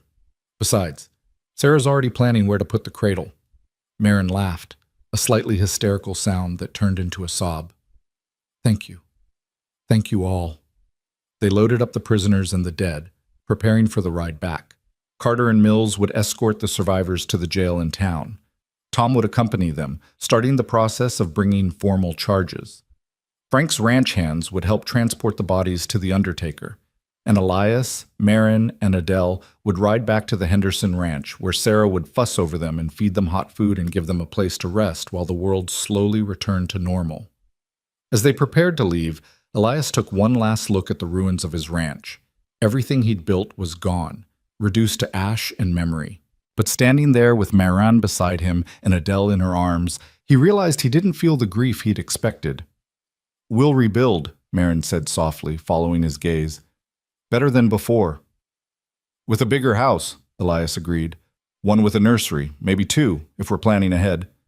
She looked at him, surprise and hope warring on her face. "You want more children?" "I want a future. With you. With however many kids we're blessed with." He pulled her close. "I want noise and chaos and laughter. I want to fill that house with life." "Then that's what we'll do." Marin leaned into him, exhausted but smiling. "After we get married." "After we get married," he agreed. They rode away from the ruins as the first light of dawn touched the mountains, painting the world in shades of gold and promise. Behind them, the ashes cooled. Ahead, the future waited, uncertain, but theirs to build. And for the first time in 10 years, Elias Ward felt something he'd thought lost forever. He felt hope. The telegram arrived at the Henderson Ranch 3 days later. Elias was in the barn helping Frank repair a broken wagon wheel when Sarah came running across the yard, waving a yellow envelope. Her face was flushed with excitement, and even from a distance, Elias could see her hands trembling. "It's from Tom," she called out. "News from Denver." Elias dropped the hammer and ran to meet her, Frank close behind. Marin emerged from the house with Adele, moving faster than she should have given her still healing wound, her face pale with anticipation and fear. Sarah thrust the telegram into Elias's hands. Read it out loud." Elias unfolded the paper, his heart hammering. The message was brief, written in Tom Bridger's economical style. "Robert Kane arrested this morning, stop charged with conspiracy to commit murder. Stop evidence from Gage's letters, plus testimony from captured men." Stop Kane's assets frozen pending trial. Stop. Guardianship of Adele. Kane granted to Marin Cole. Stop. You're clear. Stop. Coming home tomorrow. Stop, Tom. The silence that followed stretched for 3 heartbeats. Then Marin let out a sound that was half laugh, half sob, and buried her face against Adele's dark hair. Sarah wrapped her arms around both of them, crying openly. Frank let out a whoop and clapped Elias so hard on the back he nearly knocked him over. "It's done," Marin whispered, looking up at Elias with eyes that shone like silver. "It's really done. Robert can't hurt her anymore. He can't hurt anyone." "Legal guardianship," Elias said, reading the telegram again to make sure he hadn't imagined it. "Marin, you're officially her mother now, in the eyes of the law. We're her parents." Marin crossed to him, reaching up to touch his face. "Both of us. If you still want, I want." He kissed her forehead, her cheeks, finally her mouth, not caring that Frank and Sarah were watching. "God, I want everything." Sarah was already planning. "We'll have the wedding here, next week, before the weather turns. I'll make your dress, Marin. Frank, you'll ride to town and arrange things with Pastor Williams, and we'll need food, lots of food, a proper celebration." "Sarah, you don't have to," Marin started, but Sarah cut her off with a wave. "Nonsense. You two have been through hell and back. You deserve a wedding that's about joy, not just necessity. Let me do this, please." Marin looked at Elias, a question in her eyes. He nodded, smiling. "Let her do it. You'll lose this argument anyway. Sarah Henderson's a force of nature when she sets her mind to something." "Damn right I am," Sarah said cheerfully, already mentally cataloging tasks. "Now come inside, all of you. We have plans to make and a baby to celebrate. Adele's safe, you're getting married, and by God, we're going to do this right." They spent the evening around the Hendersons' kitchen table, mapping out the future. Tom's telegram had changed everything. With Robert Kane in custody and Gage Rowden dead, the threat was over. Marin and Adele could live openly, without fear.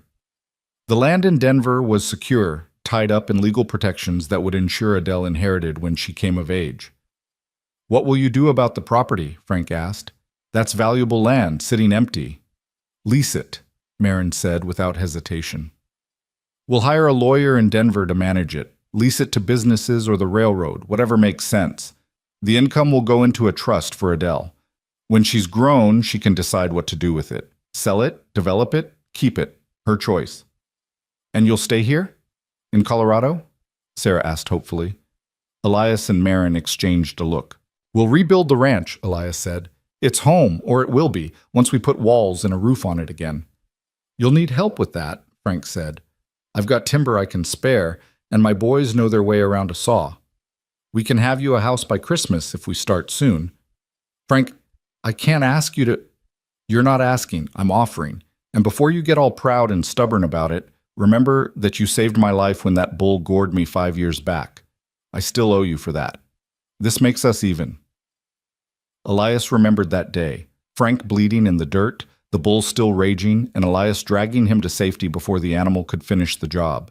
He'd never thought of it as a debt, just what neighbors did. "Then we're even," he agreed, extending his hand.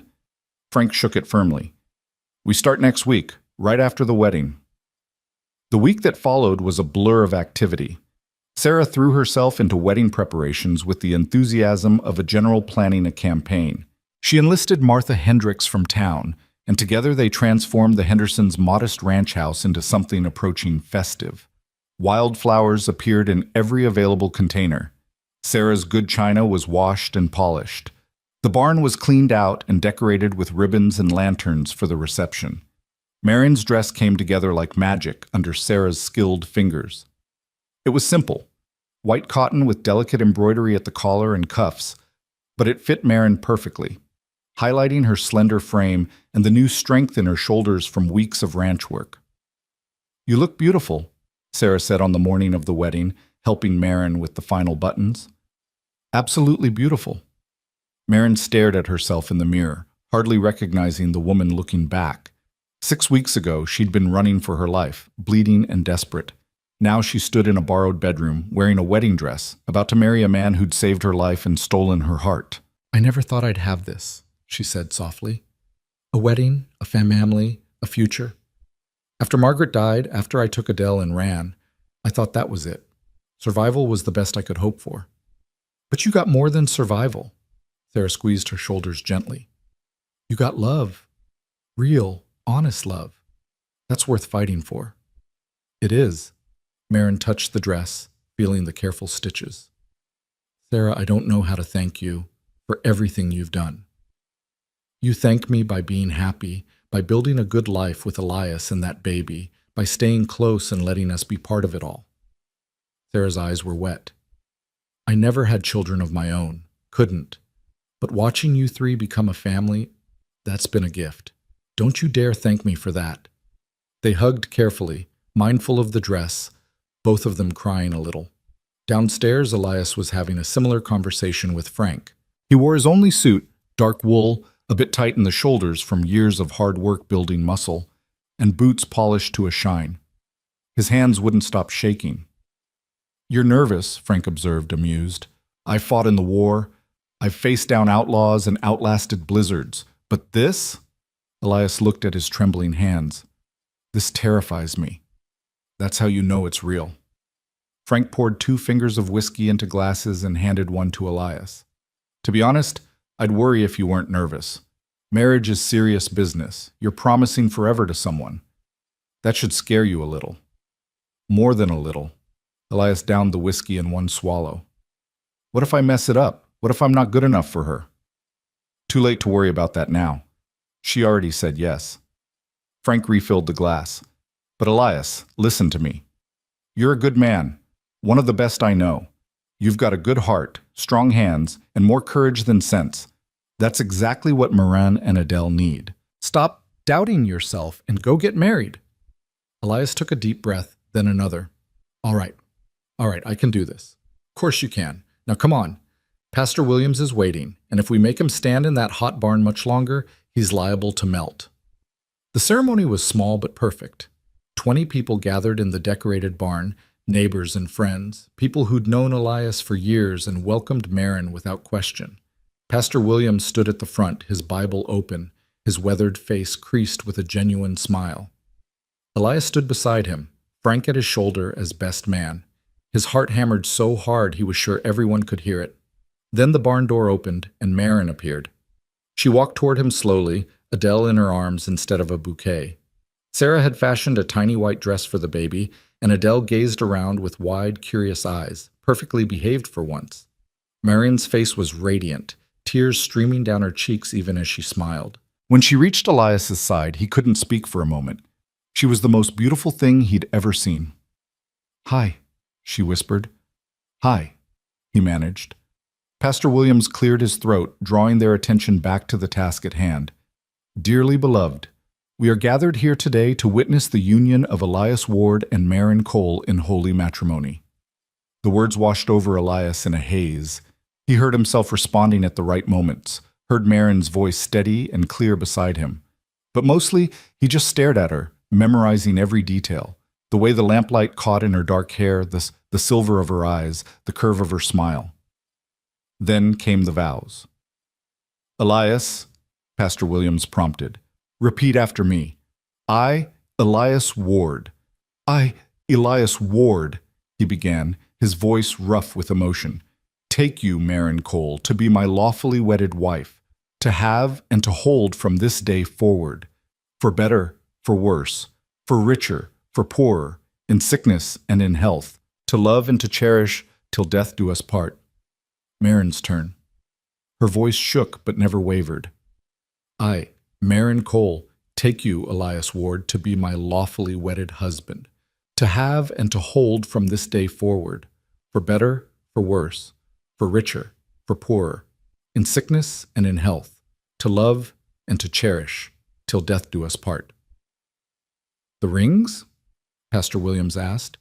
Frank produced 2 simple gold bands, his own wife's rings from before she passed, offered freely when he learned Elias had none.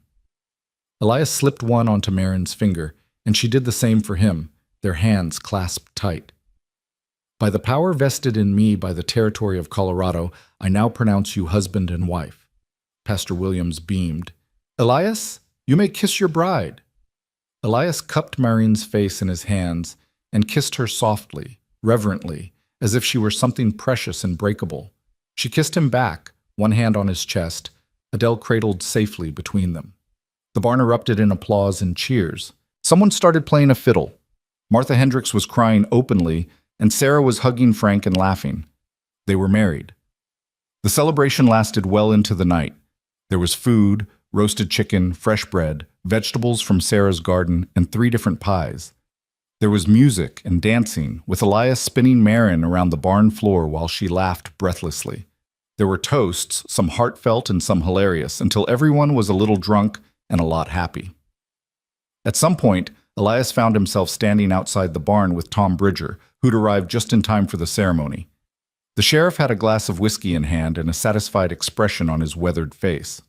"Hell of a wedding," Tom said. "Hell of a way to end a hell of a story." "It's not ended yet," Elias said. "Still got a ranch to rebuild." "True, but the hard part's over. Kane's locked up tight in Denver, awaiting trial. His lawyers are scrambling, but they've got nothing. Between Gage's letters, the testimony from his surviving men, and the evidence Margaret documented, it's an airtight case." Tom sipped his whiskey. "He'll hang Elias, or spend the rest of his life in prison. Either way, he'll never hurt another soul." "Good." Elias felt a grim satisfaction. Margaret's death would be avenged. Adele would grow up knowing her mother's killer had faced justice. "There's one more thing." Tom reached into his jacket and pulled out an envelope. "This came from Iran, from the court in Denver. Thought she'd want it today."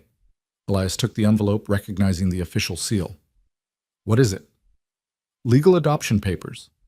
If you and Marin both sign, Adele officially becomes Adele Ward. Not just guardianship. Full adoption, with all the rights and protections that entails." Tom smiled. "Figured you'd want to make it official." "Yeah." Elias's throat was tight. "Yeah, we would." "Thank you, Tom." "Just doing my job." Tom finished his whiskey and set the glass aside. "You take care of them, Elias. That woman and that baby, they're special. You're a lucky man." "I know." "Good, don't forget it." When the last guest had left and the barn was quiet, Elias found Marin sitting in a chair, nursing Adele in the soft lamplight. She looked up when he entered, a tired but radiant smile on her face. "Mrs. Ward," he said, testing the name. "Mr. Ward," she replied, her smile widening. "That sounds good."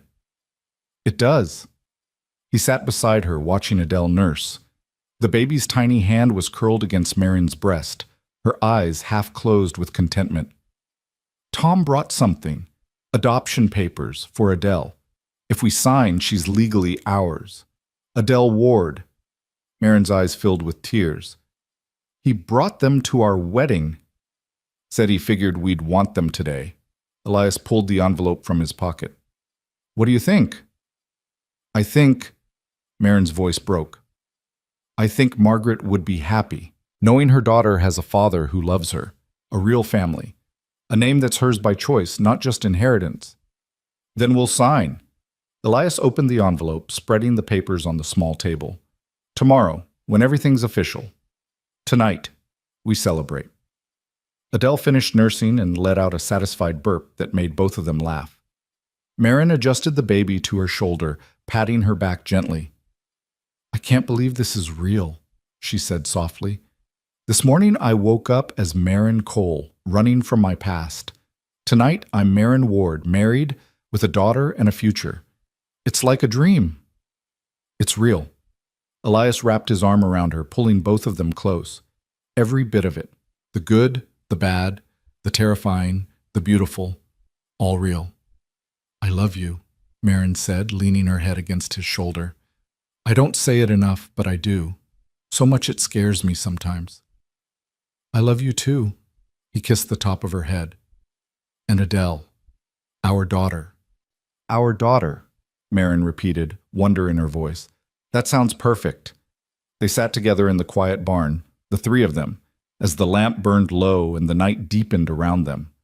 Outside, the Colorado stars blazed in their millions, indifferent and eternal. But inside this small circle of light, in this moment, everything that mattered in the world was here. The next morning, they signed the adoption papers at the Hendersons' kitchen table, with Frank and Sarah serving as witnesses. Marin's signature was steady despite her tears. Elias's was bold and certain. And just like that, Adele Cole Kane became Adele Margaret Ward, named for the mother she'd never know but would always honor. There, Sarah said, blotting the signatures carefully. Now it's official. You're a family in every way that counts. We were always a family, Marin said, holding Adele close. But this makes it real for the world to see. What's next? Frank asked. Besides rebuilding the ranch, I mean. We live, Elias said simply. We build a home, raise our daughter, work the land. We have a future, and we're going to live every bit of it. They spent 2 more days at the Henderson Ranch, resting and recovering from the whirlwind of the wedding. Then it was time to return to Elias's land, to begin the work of rebuilding. The ruins were less shocking the second time, though no less devastating. Elias stood in what had been his living room, now open to the sky, and tried to envision what it would become. Bigger, he said aloud. The house should be bigger, 3 bedrooms at least, maybe 4, if we're planning ahead. A proper kitchen, Marin added, standing beside him with Adele strapped to her chest, with a real stove and a root cellar that doesn't flood. And windows, lots of windows. I want light. Windows? Elias nodded, making mental notes. What else? A porch. A big one, where we can sit in the evenings and watch the sunset, where Adele can play when she's older. A barn that doesn't burn down would be nice too, Elias said dryly, and Marin laughed despite herself. Yes, that would be ideal. They walked the property together, planning and dreaming. Frank and his crew would arrive next week with timber and tools. By winter, they'd have walls and a roof. By spring, they'd have a home. It's going to be beautiful, Marin said, standing on the spot where the porch would be, looking out at the mountains. I can see it already. Adele running through those fields, maybe a brother or sister chasing her. A garden over there, and a swing hanging from that oak tree. You're really thinking ahead. Someone has to. She turned to face him, her expression serious. Elias, I know we've been through hell. I know the last 2 months have been nothing but fear and fighting and running, but now we get to choose what comes next, and I choose this. I choose us. I choose building something beautiful from these ashes. So do I. He pulled her close, careful of Adele between them. Every day, for the rest of my life, I choose this. That evening, they made camp in the ruins, just as they had the night of the ambush. But this time, there was no fear, no watching the shadows for attackers. Just a fire, a meal of salt pork and beans, and the 3 of them together under the stars. Adele was growing fast. At 5 weeks old, she was starting to focus on faces, to track movement with her eyes. She made soft, cooing sounds that Marin insisted were the beginning of speech. She had Elias's habit of frowning in her sleep, her tiny face scrunching up in what looked like deep concentration. What do you think she's dreaming about? Marin asked, watching the baby sleep. Milk, probably, Elias said. Maybe that annoying rattle Martha gave her. Be serious. I am serious. Babies dream about baby things. Marin elbowed him lightly. I like to think she's dreaming about the future. About running through fields and learning to ride. About growing up safe and loved, never knowing how close she came to losing everything. She'll know eventually, Elias said quietly. When she's older, we'll tell her about Margaret, about how brave her mother was, about how you saved her. How we saved her, Marin corrected. I couldn't have done it without you. I'd be dead in that barn if you hadn't heard her cry. Funny how things work out. Elias stared into the fire. If the storm had been quieter, if I'd fixed that barn door like I meant to, if I'd decided it was too dangerous to go out, we never would have met. Adele would have died. You would have died. And I'd still be alone, just existing, waiting for time to pass. But that's not what happened. Marin took his hand. The storm came. The door broke. You went out, and you found us. That's not chance, Elias. That's fate. That's the universe deciding we belong together. You really believe that? I have to. Because otherwise it's too terrifying. Otherwise it's just random luck that we survived, and random luck can run out. She squeezed his hand. So yes, I believe it was fate.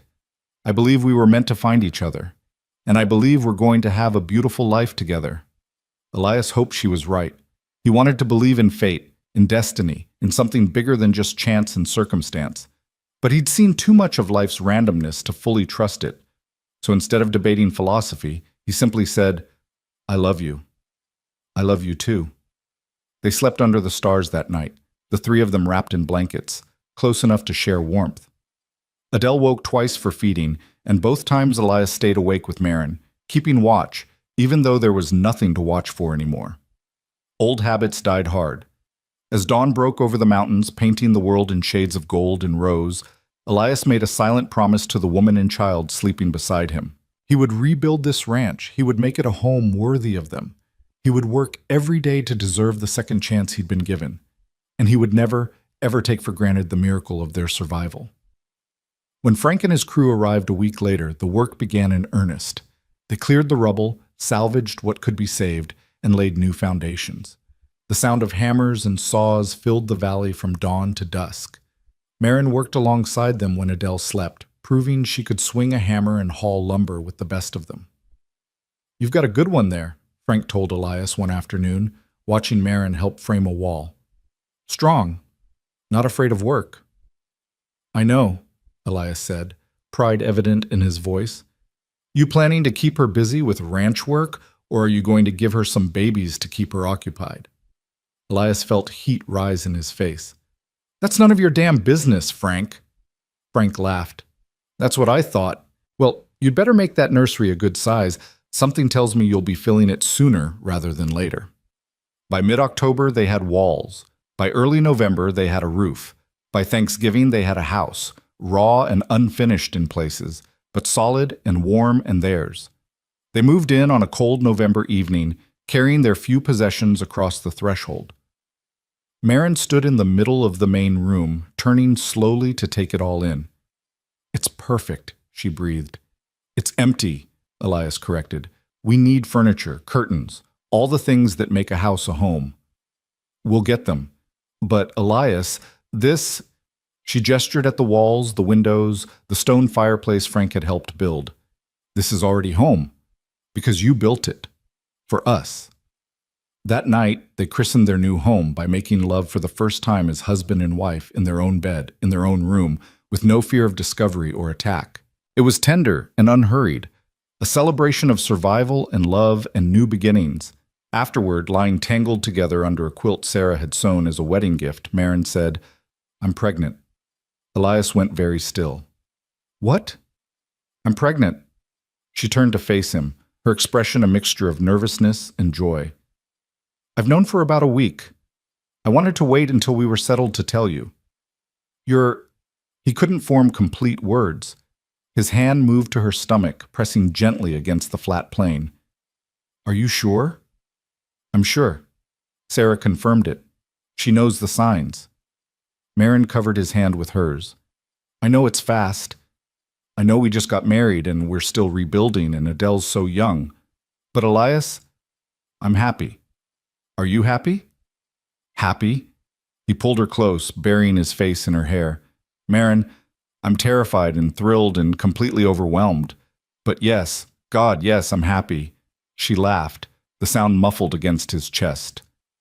Good, because this baby's coming whether we're ready or not. Probably around June, if Sarah's right. June. Elias did the math. So around the wedding night. Possibly, or shortly after. Does it matter? Not even a little bit. He kissed her forehead, her cheeks, her mouth. Another baby. Our baby. Adele's going to be a big sister. She is. Marin's eyes were shining. We're really doing this, Elias. We're building a family, a real one. Yeah, he said, his voice thick with emotion. We really are.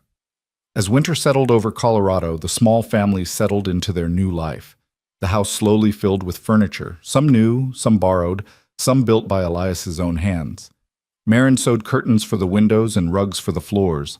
Adele grew and thrived, her dark eyes bright with curiosity, her smile quick and frequent. And inside Marin, their second child grew, a secret promise of the future they were building together. It was everything Elias had never dared to hope for. Everything and more. Winter passed in a blur of quiet domesticity and hard work. The ranch demanded constant attention, even in the cold months, animals to feed, fences to repair, firewood to chop. But inside the new house, warmth and life bloomed.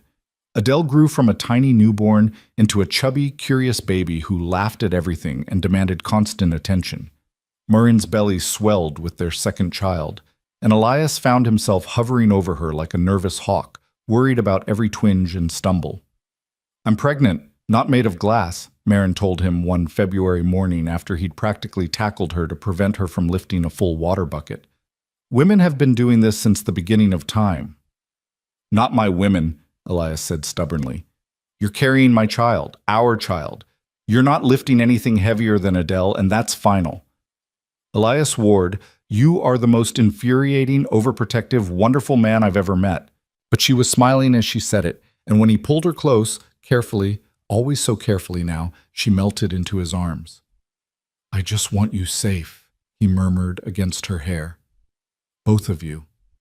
After everything we went through, after almost losing you, I can't help it." "I know." She pulled back to look at him, her gray eyes soft. "But you didn't lose me. I'm right here. We're all right here. And we're going to be fine." News from Denver arrived sporadically through the winter. Tom Bridger kept them updated by telegraph and occasional letters. Robert Kane's trial had begun in January, and it was every bit the spectacle expected. The newspapers covered it extensively. Wealthy businessman accused of murdering his wife and attempting to murder his infant daughter for money. The evidence was overwhelming. Gage Rowden's letters, the testimony from his surviving men, Margaret's hidden documentation in the deed, and Marin's own sworn statement painted a picture of calculated evil that even Kane's expensive lawyers couldn't refute. In March, the verdict came. Guilty on all counts. The judge sentenced Robert Kane to hang. When the telegram arrived with the news, Marin read it twice, then sat down heavily in the rocking chair by the fireplace. Adele was on the floor nearby, playing with wooden blocks Elias had carved. The baby babbled happily, oblivious to the weight of the moment. "It's over," Marin said quietly. "Really, truly over. He can't hurt anyone ever again." Elias knelt beside her chair, taking her hand. "How do you feel?" "I don't know." She stared at the telegram. Relieved, sad, angry that Margaret's not here to see justice done, grateful that Adele will never have to know him. Her voice cracked. "He was my brother-in-law. I sat at his dinner table. I watched him pretend to love my sister while planning her murder. How did I not see it?" "Because monsters don't always look like monsters," Elias said gently. "They look like normal people until they show their true faces. You couldn't have known." Margaret knew. At the end, she knew. Marin touched her swelling belly. "She died protecting Adele. Died making sure I could get her to safety. That's what I need to remember. Not Kane's evil, but Margaret's courage." "We'll tell Adele about her," Elias promised, "when she's old enough to understand. We'll tell her how brave her birth mother was, how much Margaret loved her, how she gave everything to keep her safe. And we'll tell her about you." Marin squeezed his hand. "How a cowboy heard a baby cry and changed 3 lives forever." The hanging was scheduled for late April, but neither Elias nor Marin attended. There was no satisfaction to be found in watching a man die, even one who deserved it. Instead, they spent that day on their ranch, working the land and caring for their daughter, choosing life over death. Spring arrived with an explosion of color and warmth. The mountains shed their snow, revealing green meadows dotted with wildflowers. Marin's garden burst into life, and she spent hours tending it, Adele strapped to her back in a sling while their unborn child kicked vigorously within her. "This one's going to be a fighter," she told Elias one evening, guiding his hand to feel the strong movements. "Feel that? That's not a gentle soul. That's someone who knows what they want." "Takes after you then," Elias said, grinning when Maureen swatted him. Adele was walking now, wobbly, uncertain steps that ended more often than not in her falling on her well-padded bottom.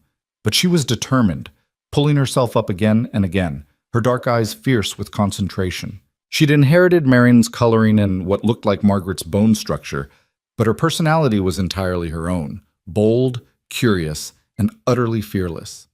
"She's going to give us gray hair before we're 40, Elias predicted, watching Adele toddle toward the chickens with clear intention to grab one. "Probably," Marin agreed, scooping up the baby before she could terrorize the hens. "But she's ours, and she's perfect." "She is." Elias wrapped his arms around both of them. "You both are." May brought warmer weather and a steady stream of visitors. Frank and Sarah came weekly, bringing supplies and news from town. Martha Hendricks appeared one Sunday with a wagon full of baby clothes, hand-me-downs from various families in the valley, all carefully washed and mended. Tom Bridger stopped by on his rounds, always finding an excuse to check on them. "You've built something good here," Tom said one afternoon, watching Elias work on the new barn while Marin hung laundry and Adele napped in the shade. "Real good. Not just the buildings, I mean. The life. The family. After everything you all went through, you earned this peace." "We did," Elias agreed. "And I'm not taking a single day of it for granted." "Smart man." Tom adjusted his hat against the sun. "There's one more thing you should know. The court in Denver finalized Adele's inheritance trust last week. Between the land leases and some investments Margaret's father had made, it's substantial. By the time she comes of age, she'll be a wealthy woman." "That's her money," Elias said firmly. "We won't touch it. It's for her education, her future, whatever she chooses." "That's what I told them you'd say." Tom smiled. "You're a good father, Elias. Both those girls are lucky to have you." "I'm the lucky one." The baby came on a hot June afternoon, 2 weeks earlier than Sarah had predicted. Marin's water broke while she was picking beans in the garden, and by the time Elias got her into the house, the contractions were coming hard and fast. "Get Sarah," Marin gasped, gripping his hand so hard he thought bones might break. "Get her now." Elias ran faster than he'd ever run in his life, all the way to the Henderson Ranch and back with Sarah in tow. By the time they returned, Marin was on the bed, drenched in sweat, breathing through contractions that came one on top of another. "How long between pains?" Sarah asked, already rolling up her sleeves. "Maybe a minute? Less?" Elias was trying to remember everything Sarah had told him to watch for, but his mind was blank with panic. "Then we don't have much time. Elias, I need hot water and clean towels. Then I need you to watch Adele and stay out of the way unless I call you." "I'm not leaving her." "You are, right now. Unless you want to see things that will haunt you forever, you're going to trust me to do my job." Sarah's voice was kind, but brooking no argument. "Go." He went, though everything in him rebelled at leaving Marin. He gathered supplies, delivered them to Sarah, then retreated to the main room where Adele was just waking from her nap. The little girl looked around, confused by the sounds coming from the bedroom, Marin's cries of pain, Sarah's calm instructions. "Mama?" Adele asked, her voice uncertain. "Mama's fine," Elias said, picking her up. "Mama's bringing us a new baby, a brother or sister for you." "Baby?" Adele perked up. They'd been preparing her for weeks, showing her the cradle Elias had built, explaining that their family was growing. "That's right, baby." They waited. Elias paced the floor with Adele on his hip, listening to every sound from the bedroom. An hour passed, then 2. The sun was setting when he heard it, a new cry, high and thin and furious. His knees went weak with relief. A moment later, Sarah appeared in the doorway, her face flushed and smiling. "Congratulations. You have a son." "A son?" Elias could barely process the words. "Marin, is she—" "She's perfect, tired, but perfect. Come meet your boy." He carried Adele into the bedroom. Marin was propped up against the pillows, her hair damp with sweat, her face pale with exhaustion. But she was smiling, absolutely radiant, and in her arms was a tiny bundle wrapped in one of Sarah's quilts. "Elias," she said softly. "Come see." He approached the bed like a man in a dream. Marin pulled back the quilt, revealing a tiny red face, a shock of dark hair, and 2 tightly clenched fists. The baby's eyes were closed, but even in sleep his face was scrunched in what looked like indignation at being forced into the world. "He's perfect," Elias whispered, reaching out to touch one impossibly small hand. The baby's fingers wrapped around his index finger with surprising strength. Absolutely perfect. He is. Marin looked down at their son with such love it made Elias's chest ache. What should we name him? They discussed names for months but never settled on one. Now, looking at this tiny person who was half him and half the woman he loved, Elias knew exactly what felt right. Samuel, he said, after my father, if that's all right with you. Samuel Ward. Marin tested the name, smiling. I like it. Sam for short when he's being sweet. Samuel when he's in trouble. Which will be often if he's anything like his sister. Elias looked at Adele, who was staring at the baby with wide eyes. Adele, this is your brother, Samuel, Sam. You're going to help us take care of him. Baby, Adele said solemnly, reaching out to touch Samuel's face with surprising gentleness. My baby. Our baby, Marin corrected. Our family. Sarah slipped out quietly, giving them privacy. Elias sat on the edge of the bed, one arm around Marin, Adele on his lap, both of them gazing at the newest addition to their family. Outside, the summer evening was fading into night, crickets beginning their chorus. Inside, everything that mattered was here in this room. I love you, Elias said, looking at Marin over Samuel's head, more than I have words for. I love you too. She leaned her head against his shoulder. Thank you for saving us, for giving us this life. You saved me, he corrected. I was just existing before you. Now I'm living. Samuel woke then, his face scrunching up in preparation for a wail. Marin shifted him to nurse, and Elias watched in wonder as his son latched on and began to feed. Such a simple thing, nursing a baby. Such a profound miracle. The next months passed in the sweet exhaustion of new parenthood. Samuel proved to be a colicky baby, prone to crying jags that lasted for hours. Elias and Marin took turns walking the floor with him, bouncing and shushing and singing off-key lullabies until the baby finally settled. Adele adjusted to no longer being the center of attention with the resilience of a 14-month-old, alternating between trying to help with her brother and being jealous of the attention he received. By Samuel's first birthday the following June, the ranch was thriving. Elias had expanded the herd, built a proper barn that wouldn't burn down in a light breeze, and fenced the property properly. Marin's garden was producing enough vegetables to sell the surplus in town. They'd added chickens, 3 goats, and a pig Sarah insisted they needed for bacon. Adele was 2.5 now, running wild through the fields like a small tornado, her dark hair always escaping its braids. She'd inherited her birth mother's fierce intelligence and her adopted mother's stubborn determination. She was also developing a strong protective streak toward her baby brother, threatening any ranch hand who made Samuel cry with toddler fury that was more adorable than intimidating. She's going to be a force when she grows up, Frank observed one afternoon, watching Adele order around children twice her age at a church social. The kind of woman who doesn't take nonsense from anyone. Like her mothers, Elias said, pride evident in his voice. Margaret and Marin both. She's got the best of them. She's got a lot of you too. That stubborn jaw, that's pure Ward. Elias couldn't argue with that. Life settled into a rhythm. Seasons turned. Samuel grew from colicky infant to chubby toddler to sturdy little boy. Adele started helping with real chores, feeding chickens, gathering eggs, pulling weeds in the garden. Marin's belly swelled twice more, bringing them a daughter they named Grace in the fall of 1881, and another son, James, in the spring of 1883. The house that had seemed too big when they first built it now felt exactly right, filled with the chaos and noise of 4 children. The walls echoed with laughter and arguments and the thunder of small feet. The table Elias had built seated 8 comfortably, and they needed every chair at mealtime. This is what I dreamed of, Marin told him one evening as they sat on the porch watching the sunset. Adele and Samuel were chasing fireflies in the meadow, while Grace toddled after them and baby James slept in Marine's arms. When I was running, when I was bleeding in that barn, when I thought we'd both die, this is what I dreamed of.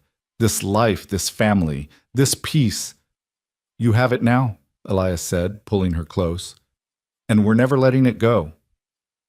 On a cool October evening in 1884, 6 years after that storm-torn night when Elias first heard a baby's cry in his barn, the family gathered on the porch for supper. The new table Frank had helped Elias build last spring groaned under the weight of Marin's cooking: roasted chicken, fresh bread, vegetables from the garden, apple pie cooling on the windowsill. Adele was 6 now, tall and wild-haired, already reading at a level that amazed the schoolteacher in town. Samuel was 5, quieter than his sister, but with a mind that worked constantly, always taking things apart to see how they worked. Grace was 3, all giggles and mischief, her mother's gray eyes sparkling with constant amusement. And James, the baby at 18 months, was just beginning to string words together, mostly no and mine and cookie. "Adele, stop teasing your brother," Marin called from the stove. "Samuel, give your sister back her doll. Grace, we do not feed chicken to the dog under the table. James, how did you get pie on your face before dinner even started?" It was chaos. It was perfect. Elias watched his family with a contentment so deep it was almost painful. 6 years ago, he'd been alone, convinced his life was over, that he'd used up his chance at happiness. Now he was surrounded by life and love and noise, by children who called him Papa and a wife who still looked at him like he'd hung the moon. "What are you thinking about?" Marin asked, sitting down beside him with James on her lap. "How lucky I am." "We're the lucky ones." She leaned over to kiss his cheek. "You saved us, remember?" "You saved me," he countered. "Fair trade." Adele climbed into his other side, snuggling close. "Papa, tell the story." "What story, little bird?" "The story about the barn and the storm and how you found us." Adele had heard the story 100 times, but she never tired of it. None of the children did. It was their origin story, the beginning of their family. Elias looked at Marin, who nodded. So he began. "It was a storm-torn Colorado night in 1878, he started, and immediately all 4 children settled in to listen, even baby James going quiet. The wind was howling like a demon, and the rain was coming down so hard I could barely see my hand in front of my face. I was just about to go to bed when I heard something strange, a sound that didn't belong to the storm." "A baby crying," Samuel said, unable to help himself. "That's right, a baby crying. So I grabbed my lantern and went out into that storm, fighting the wind every step of the way. And when I got to the barn, you know what I found?" "Mama Marin and baby Adele," Grace shouted. "Exactly. Your Mama Marin, who'd been hurt and was very brave, and baby Adele, who was crying because she was scared and cold and hungry. And I brought them both into the house, and I promised to keep them safe no matter what." "And then the bad man came," Adele said, her voice dropping dramatically. "He did, but we were stronger. We were braver. And with the help of Sheriff Tom and our good friends, we stopped him. We made sure you'd always be safe." "And then you got married," Grace clapped her hands. "And then we got married," Elias confirmed, smiling at Maureen over the children's heads. "And then Samuel came, and then Grace, and then James, and now here we all are, a family." "The best family," Adele declared. "Right, Papa?" "The absolute best," Elias agreed. They ate dinner as the sun set, painting the mountains in shades of gold and crimson. The children chattered about their day, Adele about the book she was reading, Samuel about the bird's nest he'd found, Grace about her new friend from church, James about his newfound ability to say horsey. After dinner, Marin put the younger children to bed, while Elias sat on the porch with Adele.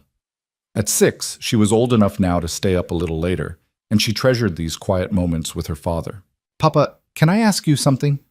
She looked up at him with those dark eyes that reminded him so much of Margaret, the woman he'd never met but whose courage had saved her daughter. "Always." "Do you think my first mama would be proud of me?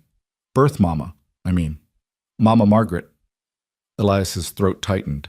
They'd told Adele the truth on her 5th birthday, carefully explaining that she'd had 2 mothers who both loved her, Margaret, who'd given her life and protected her, and Marin, who'd raised her and loved her as her own.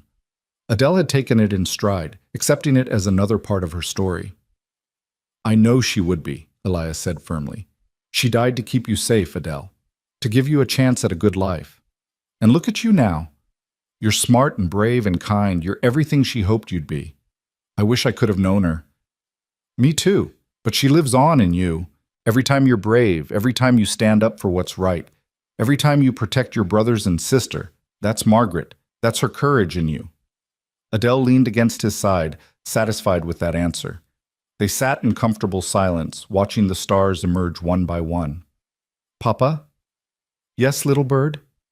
I'm glad you heard me crying that night. I'm glad the storm came and the barn door broke and everything happened exactly the way it did, because it gave me you and Mama Moran and Sam and Grace and James. It gave me this family. I'm glad too, Elias said, his voice rough. So very glad. Marin emerged from the house, having finally gotten all three younger children settled. She sat down on Elias's other side, and they stayed like that for a long while. The three of them who'd started it all, watching the night deepen over the land they'd built their life on. All of this started because you followed a baby's cry, Marin said softly, echoing Adele's earlier sentiment. Elias looked at his wife, at the daughter he'd claimed as his own, at the house full of sleeping children who carried his name and his love. He thought about that storm-torn night 6 years ago, about the choice he'd made to go out into the darkness instead of staying safe inside, about how one decision, one moment of responding to a cry for help had changed everything.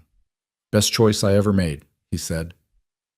And as the Colorado stars blazed overhead, as the night wind carried the scent of sage and wildflowers, as his family surrounded him with warmth and love, Elias Ward knew it was true. Every hardship, every danger, every moment of fear had been worth it, because it had led him here, to this porch, with these people, in this life. He'd been dead inside for 10 years, just existing, waiting for time to pass. Then a baby cried, and he'd come back to life. He'd found a family in the ruins of tragedy. He'd built a home from ashes. He'd discovered that second chances were real, that love could bloom even in the darkest circumstances, that choosing to help a stranger could be the most important decision of a life. The story that began with blood and fear and desperation had become a story of hope and healing and home. And it was far from over.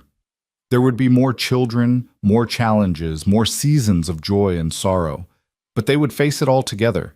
This family that shouldn't have existed but did. This miracle born from a cowboy's compassion and a woman's courage. Years later, when Adele was grown with children of her own, she would tell them the story of the storm and the barn and the cowboy who saved a baby's life. She would tell them about bravery and sacrifice, about two mothers who loved her and a father who chose her. She would tell them that family isn't just blood, it's choice and commitment and love. And she would end the story the same way every time, the way her papa had always ended it. All of this started because a cowboy heard a baby cry.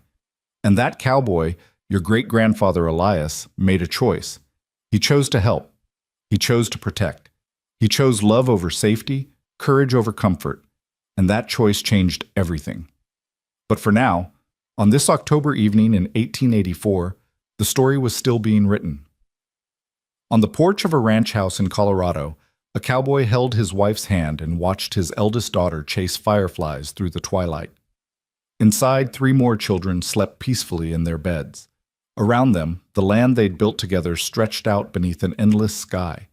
And Elias Ward, who'd once been certain his story was over, smiled at the beautiful chaos of his life and knew with absolute certainty that the best chapters were still to come. The end.